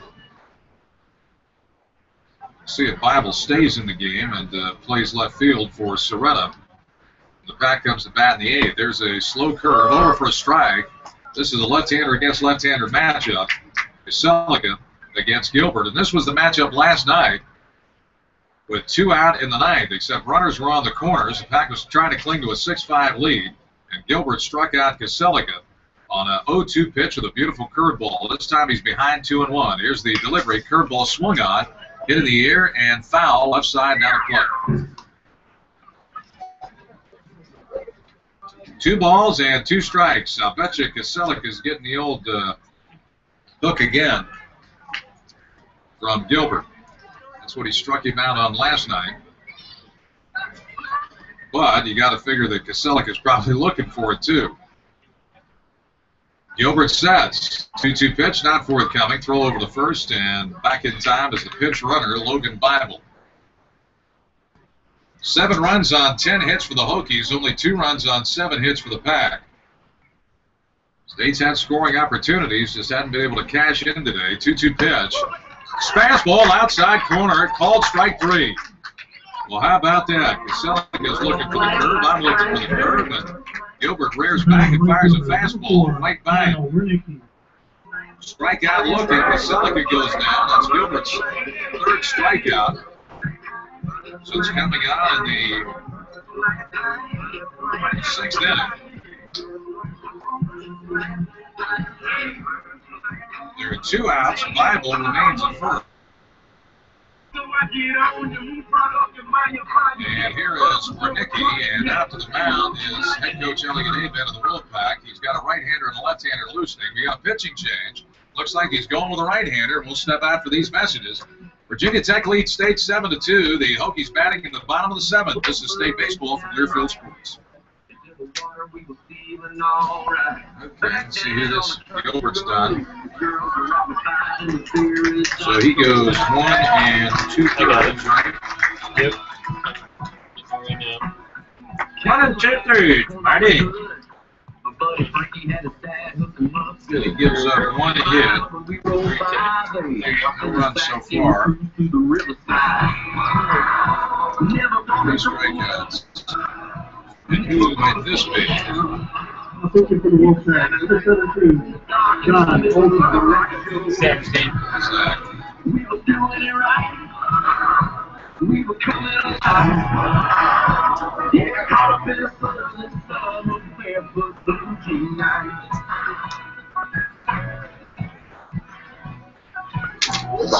Blue eyes and all their Holy cow!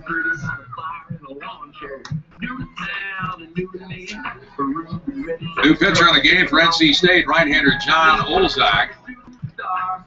Olzak's 2nd appearance in the series. He pitched a 1/3 of an inning earlier, gave up a hit and a walk, but no runs.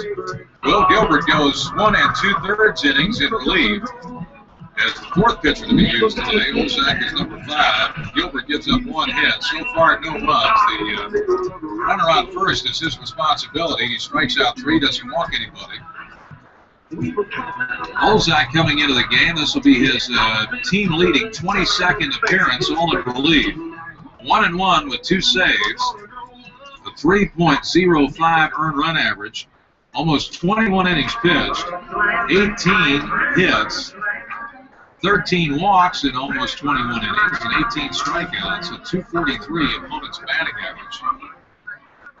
Sits next to the name John Olzak.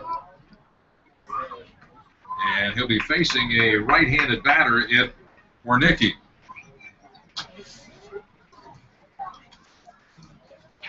Runner leads off first. Bible, the pinch runner, they're going to throw over there, and Olzak went holding close, and Bible back to the bag.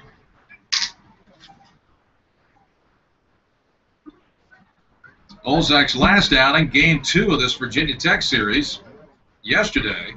Pitched only a 1/3 of an inning, gave up 1 hit, walked 1.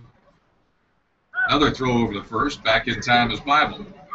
He pitched in game 3 of the Wake Forest series this Monday, when he pitched the final 2/3 of an inning in the 10th. He didn't allow a hit or a run, didn't enter into the decision in that game. Here's the pitch. Swing and a miss.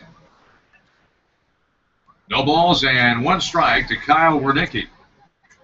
Wernicke 1 for 2 with a walk. His infield single in the 4th knocked in a run. He later scored in that 4-run, 6-hit 4th inning for Virginia Tech.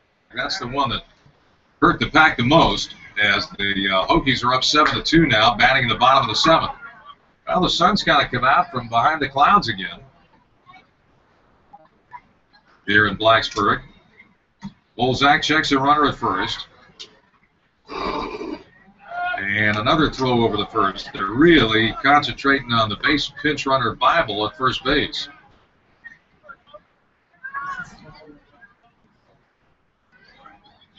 Bible has stolen 3 bases in 4 attempts. He hasn't run all that much. He's got an average lead, and that's it. Here's the 0-1 runner going. A slow for a strike and no throw. He'll steal the base uncontested. Well, that's the reason why they were throwing over there so much, to keep him close, because they had a hunch that Bible was going to run, and he did. He steals second base, so he's in scoring position now. Last pitch was a slow curve for a strike, so Wernicke behind in the count, no balls and 2 strikes. Here's the pitch to him, and it's bounced up there, just kind of a wasted fastball. 1 ball and 2 strikes.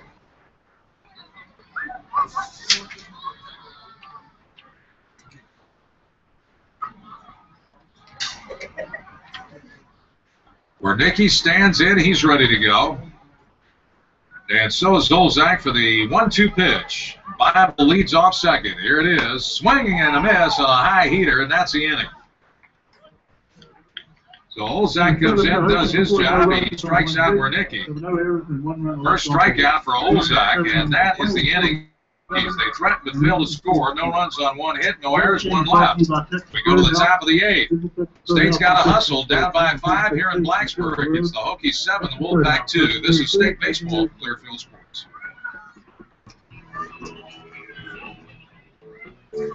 Okay, so we did all of that.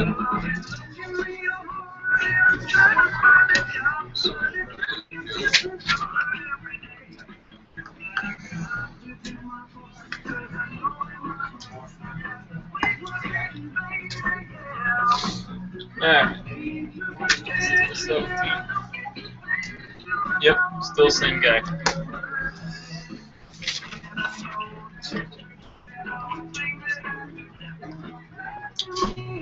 All right, as Harry used to say at Wrigley Field, let's get some runs! Holy cow!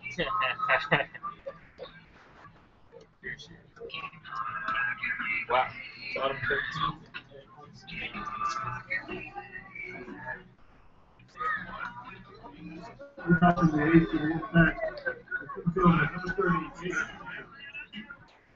We're in the last game to start, but these early games aren't going to get done.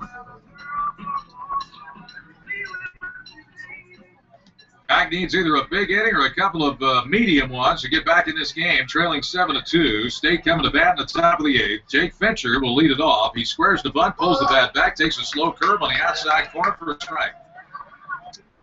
And it is 0-1. Hokies led early, a 2-spot in the first, and then 4 big runs in the 4th, and a single run in the 5th. The Pack's scoring single runs in the 4th and the 6th. Fincher swings and misses on that offering by Luke Scherzer. Scherzer came in with 1 out in the 6th. He's been in ever since. And he's their leading relief pitcher. And so I would think they're going to go with Scherzer for as far as they can go. A couple of right-handers were loosening in the NC State bullpen, but now a left-hander is up. And a right-hander and a left-hander are soft-tossing in the Virginia Tech bullpen. 1-2 the count now to Jake Fincher. Right-hand batter against the right-hander to Luke Scherzer. Fincher 1 hit and 3 trips today. Swings in an off-speed pitch and taps it foul behind the plate. 1 ball and 2 strikes. ACC tournament coming up. If State is not able to come back, State would be the 10th seed and would play in the 11 a.m. game on Tuesday, May 20th at Newbridge Bank Park in Greensboro. 10:45 a.m. would be airtime. Tony Haynes will be Mike's side for the ACC tournament. Count is 2-2 now on Jake Fincher. Scherzer comes to the plate. Fastball swung on. Hot ground ball. Wide of first, foul. And Tony will be the announcer for the ACC tournament coming up. I'll have the week off, and then if NC State is able to put together some wins in the ACC tournament, get an at-large bid of the NCAA tournament, who knows? We might have a two-man broadcast crew going forward. There's right there. Maybe Games not. are going on. If that happens, then we'd be getting Wake at 7 if everything holds. If Wake wins and Clemson loses, we understand. Here's the pitch. Swung on and missed by Fincher. The ball is flaps. Zagunas picks it up, fires him out. That's a strikeout. So Scherzer with his second strikeout. Kevin Fosnes, the media relations contact for NC State baseball, is up here. So, Kev, if Wake beats Virginia and then Clemson loses, and if this holds and we lose, and if State loses here, then State would get Wake Forest.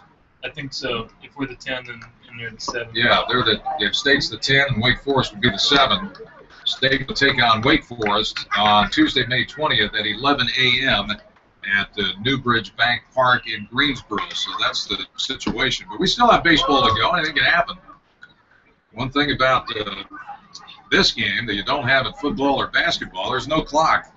As long as you can keep hitting and getting base runners on, you keep playing. 1 out, nobody on, and Bubby Riley is at the plate. Check that out. Nathan Hood, who came in right field after we had those wholesale changes. So Hood replacing Kavanaugh in the batting order.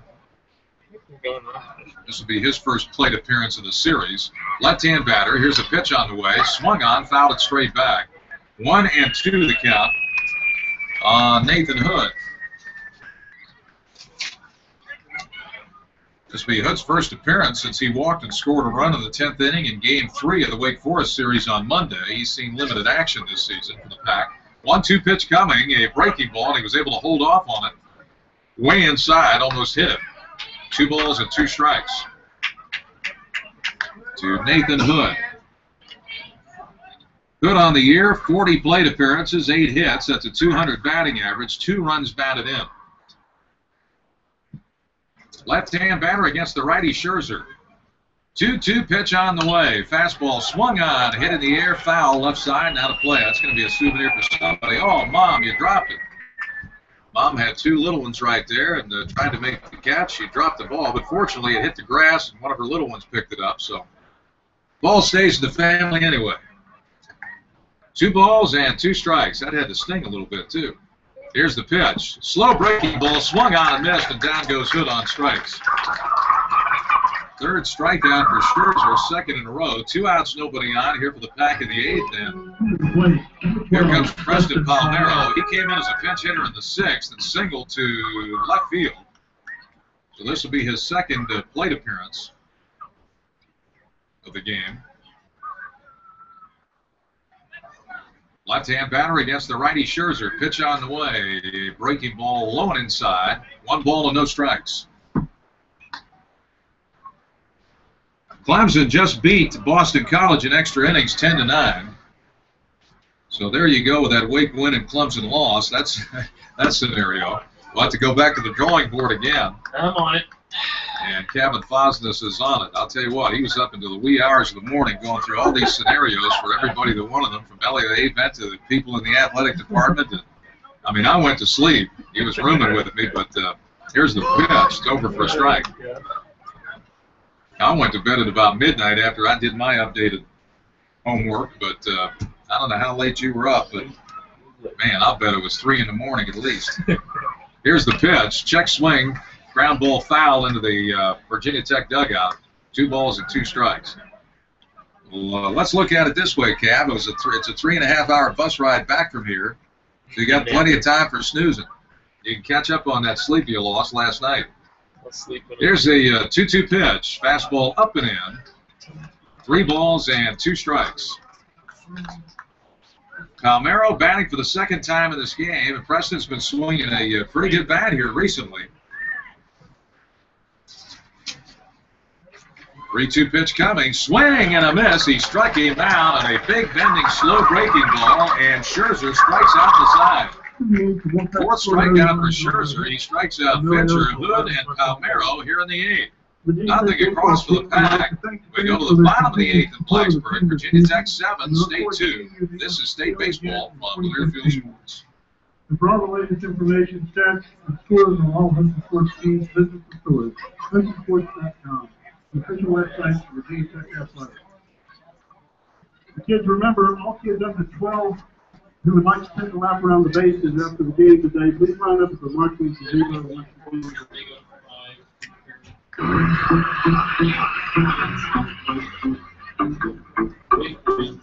If you can, before you leave me downstairs, just try to tell me who we're going to play in the ACC tournament.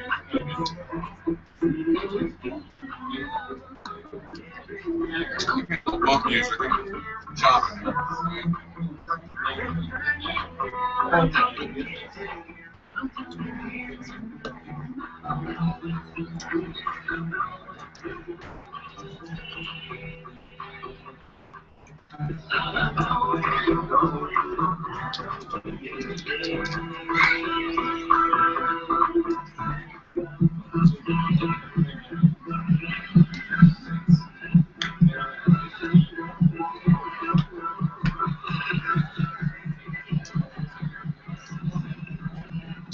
Looks like Brad Stone has come on for NC State to pitch.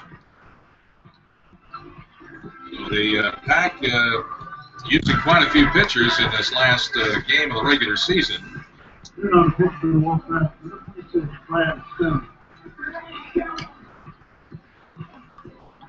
Patrick Peterson started, went 3 2/3 innings. Corey Wilder pitched an inning. Joe O'Donnell 2/3. Will Gilbert 1 1/3. John Olzak goes, let's see, lost my paperwork on him. But here's Brad Stone on. Stone's 14th appearance, his 7th in relief. He's 4-2 with a 2.95 earned run average and 1 save. The opposition hitting only 187 off of him. 39 innings, almost 40 innings of work, 21 walks, 32 strikeouts, and 25 hits. Just for 40 innings for Brad Stone. So John Olzak is finished, and Stone takes over. He's the 6th pitcher to be used today by State. And he comes in to face Ricky Serum, the shortstop. And Serum takes strike 1.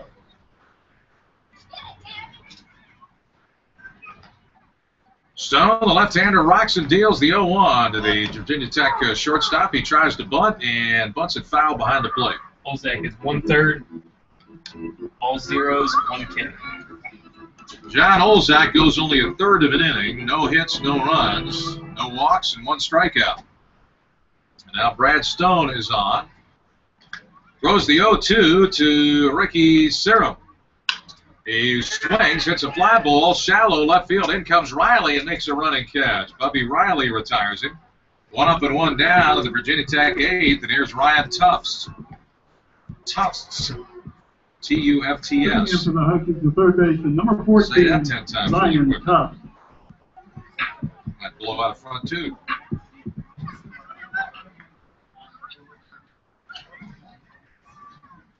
One out, nobody on for Tufts, who is 1 for 3 today.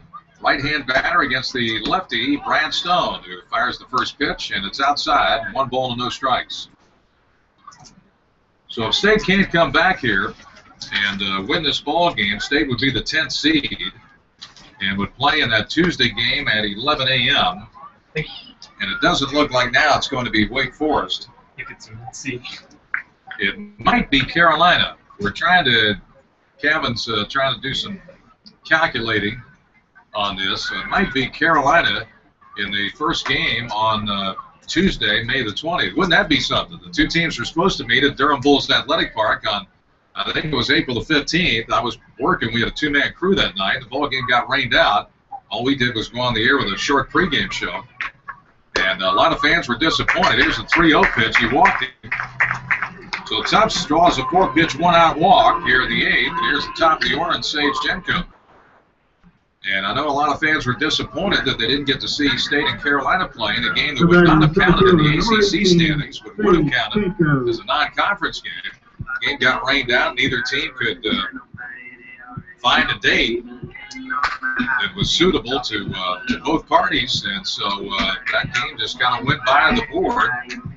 And it may reappear now in the first game of the ACC tournament at 11 a.m. on Tuesday, May 20th. Wouldn't that be something? Tar Heels have lost a lot of players from last year's World Series team, so it's the Pack. Here's Jenko standing in, takes outside and high with a fastball, 1 ball and no strikes.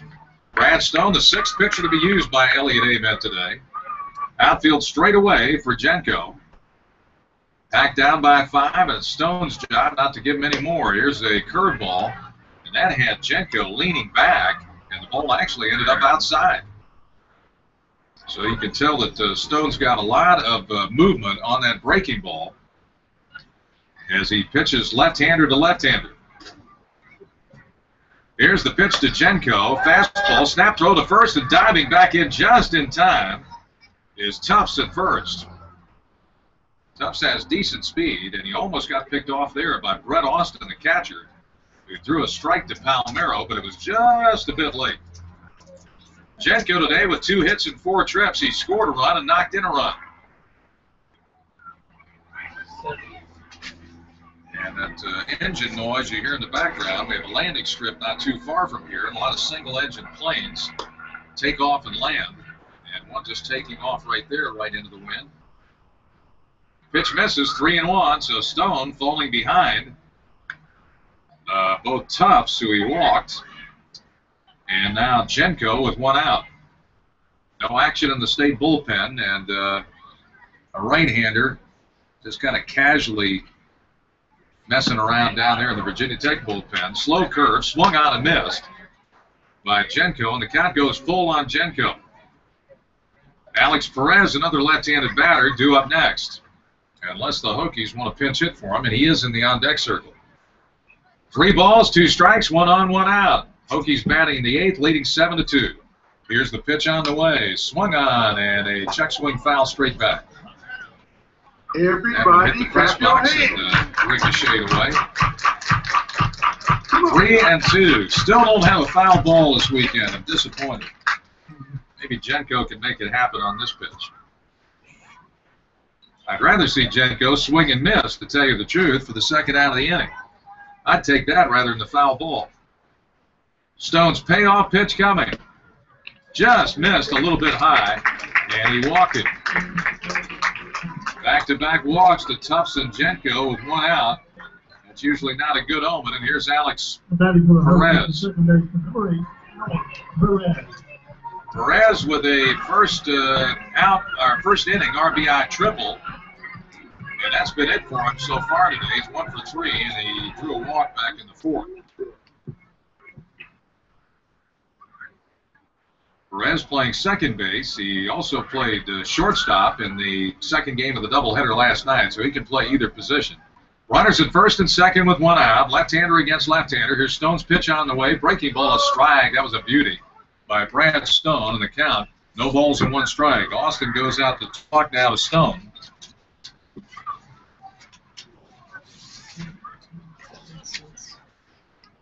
Brad Stone came back from 3 weeks of rest in the final game of the Boston College Series on April the 20th after experiencing some dead arm. So they kind of shut him down for a little while. On Saturday, May the 10th, last Saturday, he took over for Logan Jernigan to begin the 6th inning and went the rest of the way. 4 innings of 3-hit, no-run baseball, striking out 4 and walking 3. But he's pitched himself into a little bit of a 1-out jam here with runners at first and second in the 8th. 0-1 pitch coming, and Perez lines it into center field for a base hit. Rounding third and then holding up is Tufts. And stopping at second is Jenko. Bases are loaded with Hokies as Perez hits a 1-out single to center. And here's one of the best players on the Virginia Tech team, Mark Zagunas. So the Hokies are smelling a big inning. They got the dagger out and ready to stick it into NC State unless Stone can come up big here. Now the Pack can get out of the inning with a double play ball. And Austin wants to go out to talk to Stone. Now we've got action in the State bullpen. A right-hander is throwing. It looks like two right-handers are up, and only one of them's throwing. So Austin going out maybe to kill a little time, also talk to Stone, and try to tell him how to pitch to Zagunas, who's looking for his first hit today. So far in the series, he's 4 for 9, but is wearing a collar today, 0 for 4. And now here comes Elliott Avent out. He may have seen enough of Brad Stone. Yeah. Stone with 2 walks and a base hit. Williams and They're DJ. pitching the 8th. Chris Williams and DJ Thomas and Chris Williams are loosening up for State. And Elliott Avent going out. He had Austin go out to the mound. Now he's going out. Again, this is probably a little bit of a time kill expedition here. Until he gets the word that his pitcher in the bullpen is completely loose and ready to go. And apparently he gets the sign because he calls for a right-hander, so we've got another pitching change. The 7th pitcher for the Pack is now entering the game. Brad Stone leaves, and we'll leave you momentarily for these messages. Virginia Tech leads 7-2, batting in the bottom of the 8th. This is State Baseball from Learfield Sports. Good night. Stone doesn't even, he only goes a third of an inning, right? He gives up 1 hit, walks 2, and now this is who?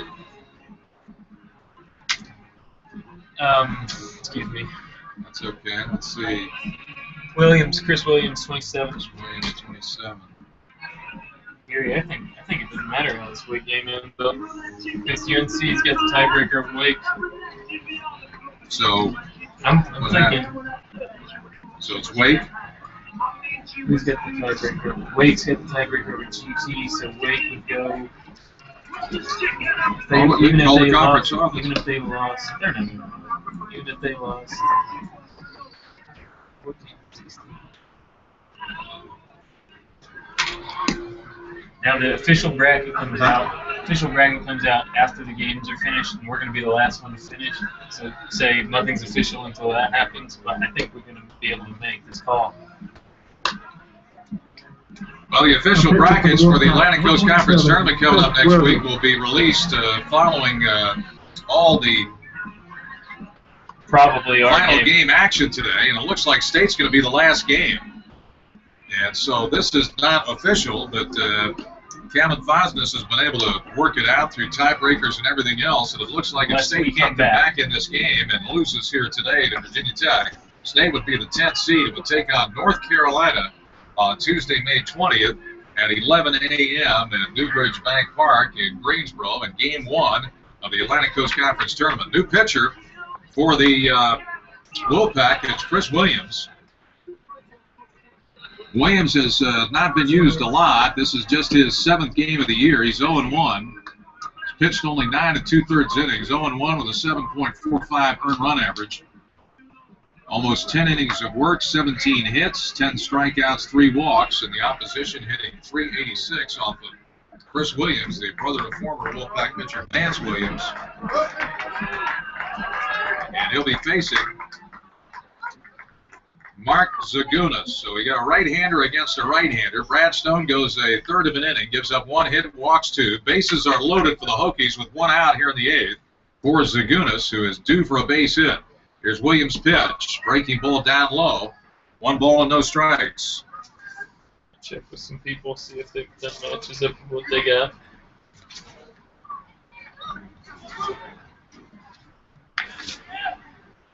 Williams peers into Boston, long sign. Now he's got it. Runners lead off every base. Here's the pitch. Zagunas swings, and it's a towering fly ball toward the left fielder, Riley. Tagging up at third is Tufts. Riley makes the catch. Here comes the throw to the plate. It is cut off, and the Hokies now lead at 8-2. Sacrifice fly RBI off the bat of Zagunas. So he knocks in his second run of the game. He knocked in his first with the first inning ground out.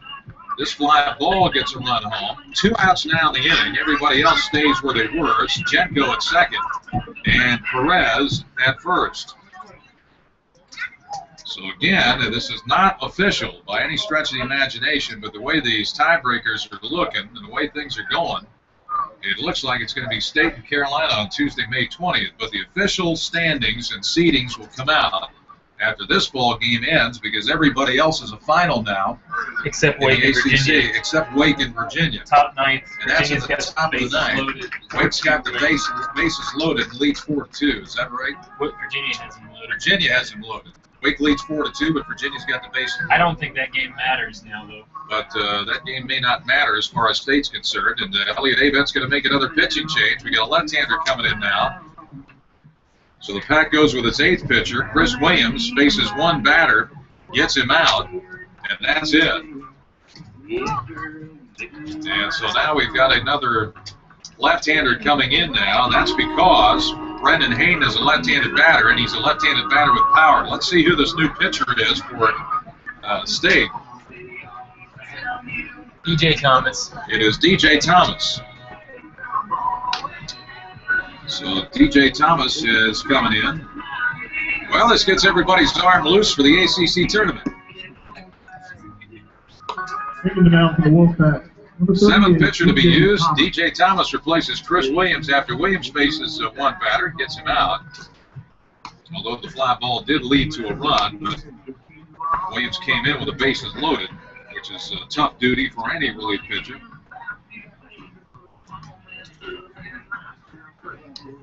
DJ Thomas has struggled a little bit on the mound his last couple of outings, but he's been good for the Pack during his career.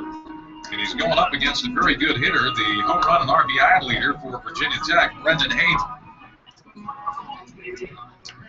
Thomas came into the game in the 5th inning on Tuesday at Radford, but went only 2/3 of an inning, allowed 1 hit, 1 earned run, and walked 2. He made 3 previous appearances in May, pitching a combined 4 1/3 innings, allowing 7 hits and 2 earned runs in stints against Coastal Carolina, the University of Richmond, and then Radford, as we mentioned. Best outing of the year might have been Game 2 of the Clemson series in early April. I worked that when he pitched 5 2 innings of 3-hit no-run baseball to pick up his 2nd win. And now he goes against Brendan Hayden with 2 on, runners at 1st and 2nd. Hokies leading 8-2 and looking for more here in the 8th. Left-hander against left-hander. Hayden swings, hard ground ball, and it ricochets into the NC State dugout, first base side. No balls and 1 strike. Hayden looking for his first hit today, and has had kind of a tough series, just 1 out of 13, and has not driven in a run. Wake wins 4-3. Big left-handed batter. Wake has beaten Virginia now 4-3. Here's the 0-1 pitch. Foul ball straight back. So that means Virginia is the number 2 seed behind Miami. UNC holds the Wake tiebreaker. Forest is the number 8 seed because Carolina had the tiebreaker over Wake.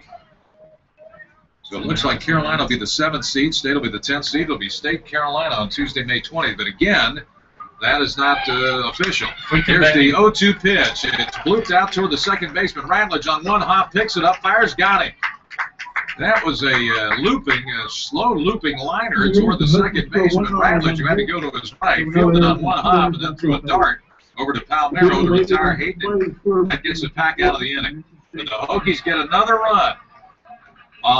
2 walks and a base hit and a sac fly to knock in the run by Zagunis.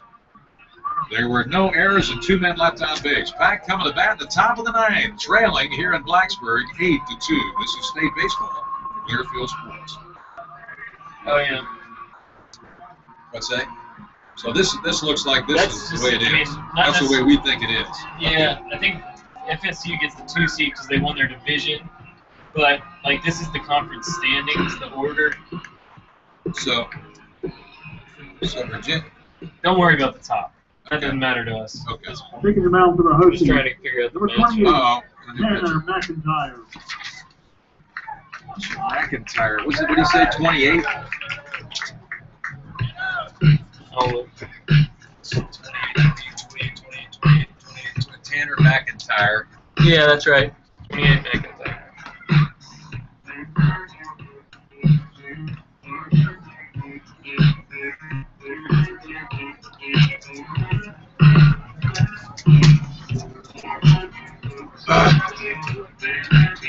So what do you got for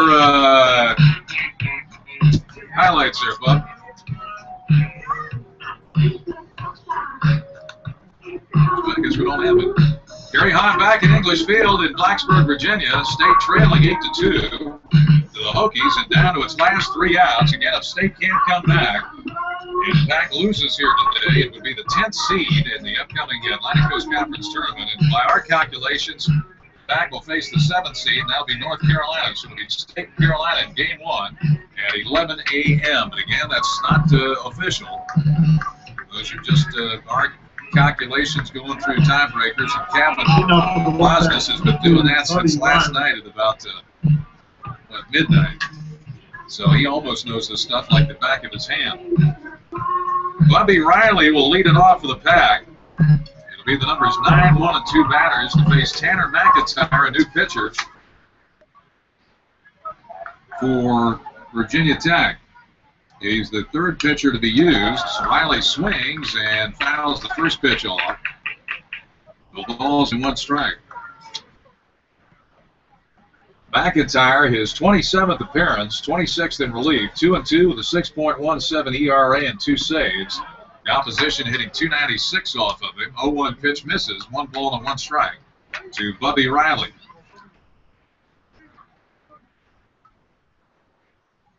Here's the delivery. Riley swings and hits a long fly ball down the left field line. If it stays fair, it might have a chance. It's out of here.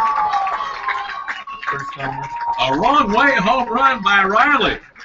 Well, we've been saying quite a few times that we think Riley's got some pop in his bat.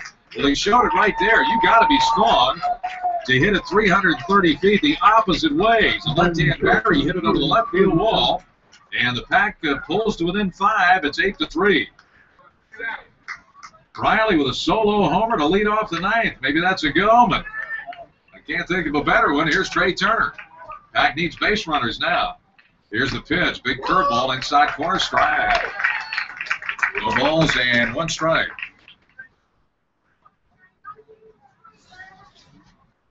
The pitch. It is inside. 1 ball and 1 strike. 8 runs on 11 hits, no errors for the Hokies. 3-8-0, the line score for State. Trey Turner awaits the 1-1. Curveball hammered and through the left side for a base hit. He split to serve the shortstop, and Tufts perfectly placed ground ball. And now Turner is aboard, and the game starts changing. Now McIntyre is going to have to pay attention to Turner, even though he's got a 5-run lead. So Turner with his first base hit of the game. He's 1 for 5 now. And that'll bring up Logan Ratledge, who is due. Ratledge 0 for 3, walked his last time up and was stranded at 3rd. Pack's had some scoring opportunities in this game. A lot of them, though, with 2 outs, and they just haven't been able to capitalize. It hasn't been like the Hokies have just dominated this game. Pack's had base runners. 9 base runners stranded so far through 8 innings for the Pack. Here's the pitch. Swinging as Ratledge pops it up, right side, foul ground. First baseman Kaselika under, makes the catch in fair territory. And the wind got a hold of it, pulled it back into fair territory. And there's 1 out in the inning. So Ratledge pops out to Kaselika at first. Turner remains at first. 1 run in on the solo homer by Bubby Riley. Riley's first home run in major college action, and his 14th run batted in to make it 8-3. Here's Andrew Kisner, 1 hit and 3 official trips. Right-hander against right-hander, big slow curve, swung on and missed. Kisner with a big hard swing on that slow bender. No balls and 1 strike. And again, we want to reiterate, it looks like it's going to be State and Carolina. State will be the 10th seed, Carolina the 7th seed on Tuesday, unless a miraculous comeback is engineered here by the Pack in Blacksburg. Can't get anyone. And again, we're not, can't get confirmation right now. Don't write that in concrete. It's not, we haven't confirmed all that yet, but we've just been working with Cavs and we're working with tiebreakers here and everything else, and it looks like that's the case. 1-1 coming, slow curve, hammered to center field. There's Jenko right there and makes a catch. Kisner hit one of the hardest balls we've seen all day, but Jenko only had to take 2 steps to his left and throw up the glove and squeeze it. So the Pack's now down to its last out. Brett Austin will come to the plate. Austin 1 hit in 4 trips today. Yeah. 6 for 13 in the series with a triple, a home run, and 1 run batted in. FSU will be the 2 seed. Looks like Florida State will be the 2 seed behind Miami, and Virginia would be the 3rd seed in the final seedings for the 2014 ACC Baseball Championship. Here's Austin, batting to the left side. Runner goes, line drive up the middle, base hit. Rounding second on his way to third is Turner. He will stop right there. Turner took off while McIntyre, even before he started his windup, McIntyre had to deliver to the plate. Austin swung and ripped one up the middle for his 2nd hit of the game. That puts runners at the corners for Chance Shepard. Shepard with 1 hit in 3 official trips today, scored 2 runs, walked and scored in the 4th, singled and scored in the 6th.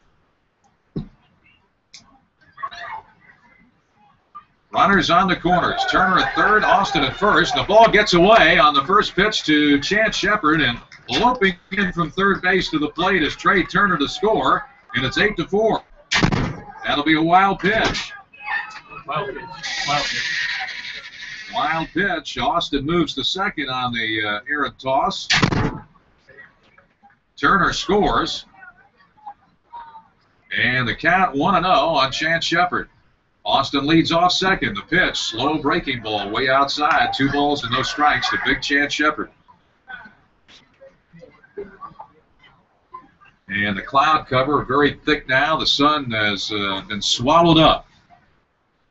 Gray skies, 2-0 pitch. Fastball taken for a strike, 2-1.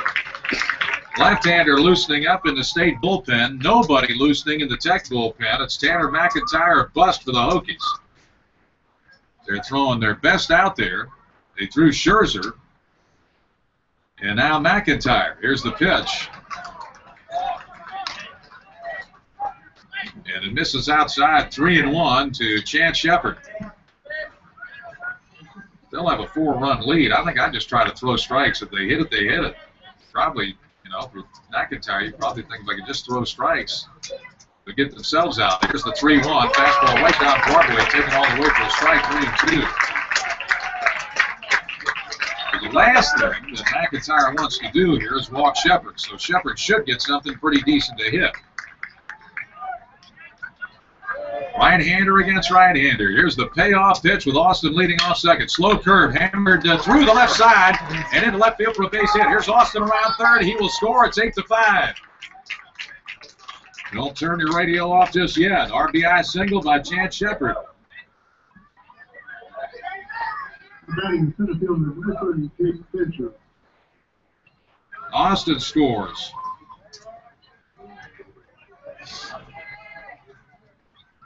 And here is Jake Fincher. Shepard aboard at first with 2 outs. Back down to their last out, but scoring runs here in the 9th. It's just a 3-run margin now. Here's the pitch to Fincher. It's over for a strike. A fastball right down Broadway. McIntyre doesn't look overpowering, and he's thrown a lot of slow, sweeping breaking balls. That appears to be his best pitch. 0-1 coming to the right-hand batting Fincher. There's the breaking ball. Got the inside corner. That time it didn't have a lot of bite on it. Just kind of spun up there, but Fincher laid off, and he got the inside corner 0-2. So now the Pack's down to its last strike. McIntyre checks Shepard at first. 0-2 pitch coming. Breaking ball in the dirt. 1 ball and 2 strikes. Our studio engineer is Shane Smutzler, and Shane, we'll just do the scoring in the 9th as our highlights because that's when the Pack's coming back, so rack them up and get them ready. Here's the 1-2 pitch. Ground ball up the middle, off the pitcher's glove. McIntyre, everybody's going to be safe. Base hit for Fincher in the infield variety, and the Pack's not done yet. 2 outs in the 9th. They send their 8th man up. This will be Nathan Hood or a pinch hitter. Or check that. Maybe a pinch hitter here for Hood. Let's see. It's going to be Carlos Rodon coming out of the dugout for State. Rodon on the year, 13 for 42. That's a .310 batting average with no homers and 6 batted in. He'll be a left-hand batter against the righty McIntyre. And the last opportunity for State here with 2 outs, unless he can keep the inning going. And so far, State's been able to do that. Shepard aboard at second, Fincher aboard at first. Rodon hits a 3-run homer here, and we're tied. The tying run has come to the plate in Carlos Rodon. 8-5, Hokies lead it, 2 out in the 9th. Runners at first and second for Carlos Rodon. McIntyre sets, delivers. Fastball is chopped foul, just wide of first. Rodon top down. Now he looks at his bat, and you can't break an aluminum bat, but he wants a little bit of pine tar on that bat to get a better handle on it. O'Donnell, big left-hand batter against the righty McIntyre. 2 outs and 2 on in the 9th. Pack trying to come back, trailing by 3, 8-5. State's already scored 3 runs in this inning. Riley led off with a wrong-way home run down the left field line. Trey Turner then scored on Chance Shepard's RBI. Here's the pitch, and it misses, ball 1. Trey Turner scored on a wild pitch, I should say. And Chance Shepard knocked in Austin with an RBI single. Here's the 1-1 pitch. Swinging as Rodon hits a towering fly ball to short, shallow left field. Soretta under. He makes a catch and gets the game. And the Hokies salvage the final game of the series, the final game of the 2014 regular season. Virginia Tech wins it 8-5, and with the loss, the Pack will be the 10th seed in the upcoming ACC tournament, and will play in the first game Tuesday, May 20th at 11 a.m. Back to wrap it up in a moment. This is State Baseball from Clearfield Sports. 32-22 in the season, and the 13 and 17. Can you catch that? I just want the scoring plays in the 9th inning. Hello, can you hear me? I'm not hearing you. I'm still not hearing you. I hear the music, I hear the commercials end, but you're not talking to me. So do whatever you got to do to talk to me, but that's what I want. If they're not there, there's going to be a lot of dead air, I guess. All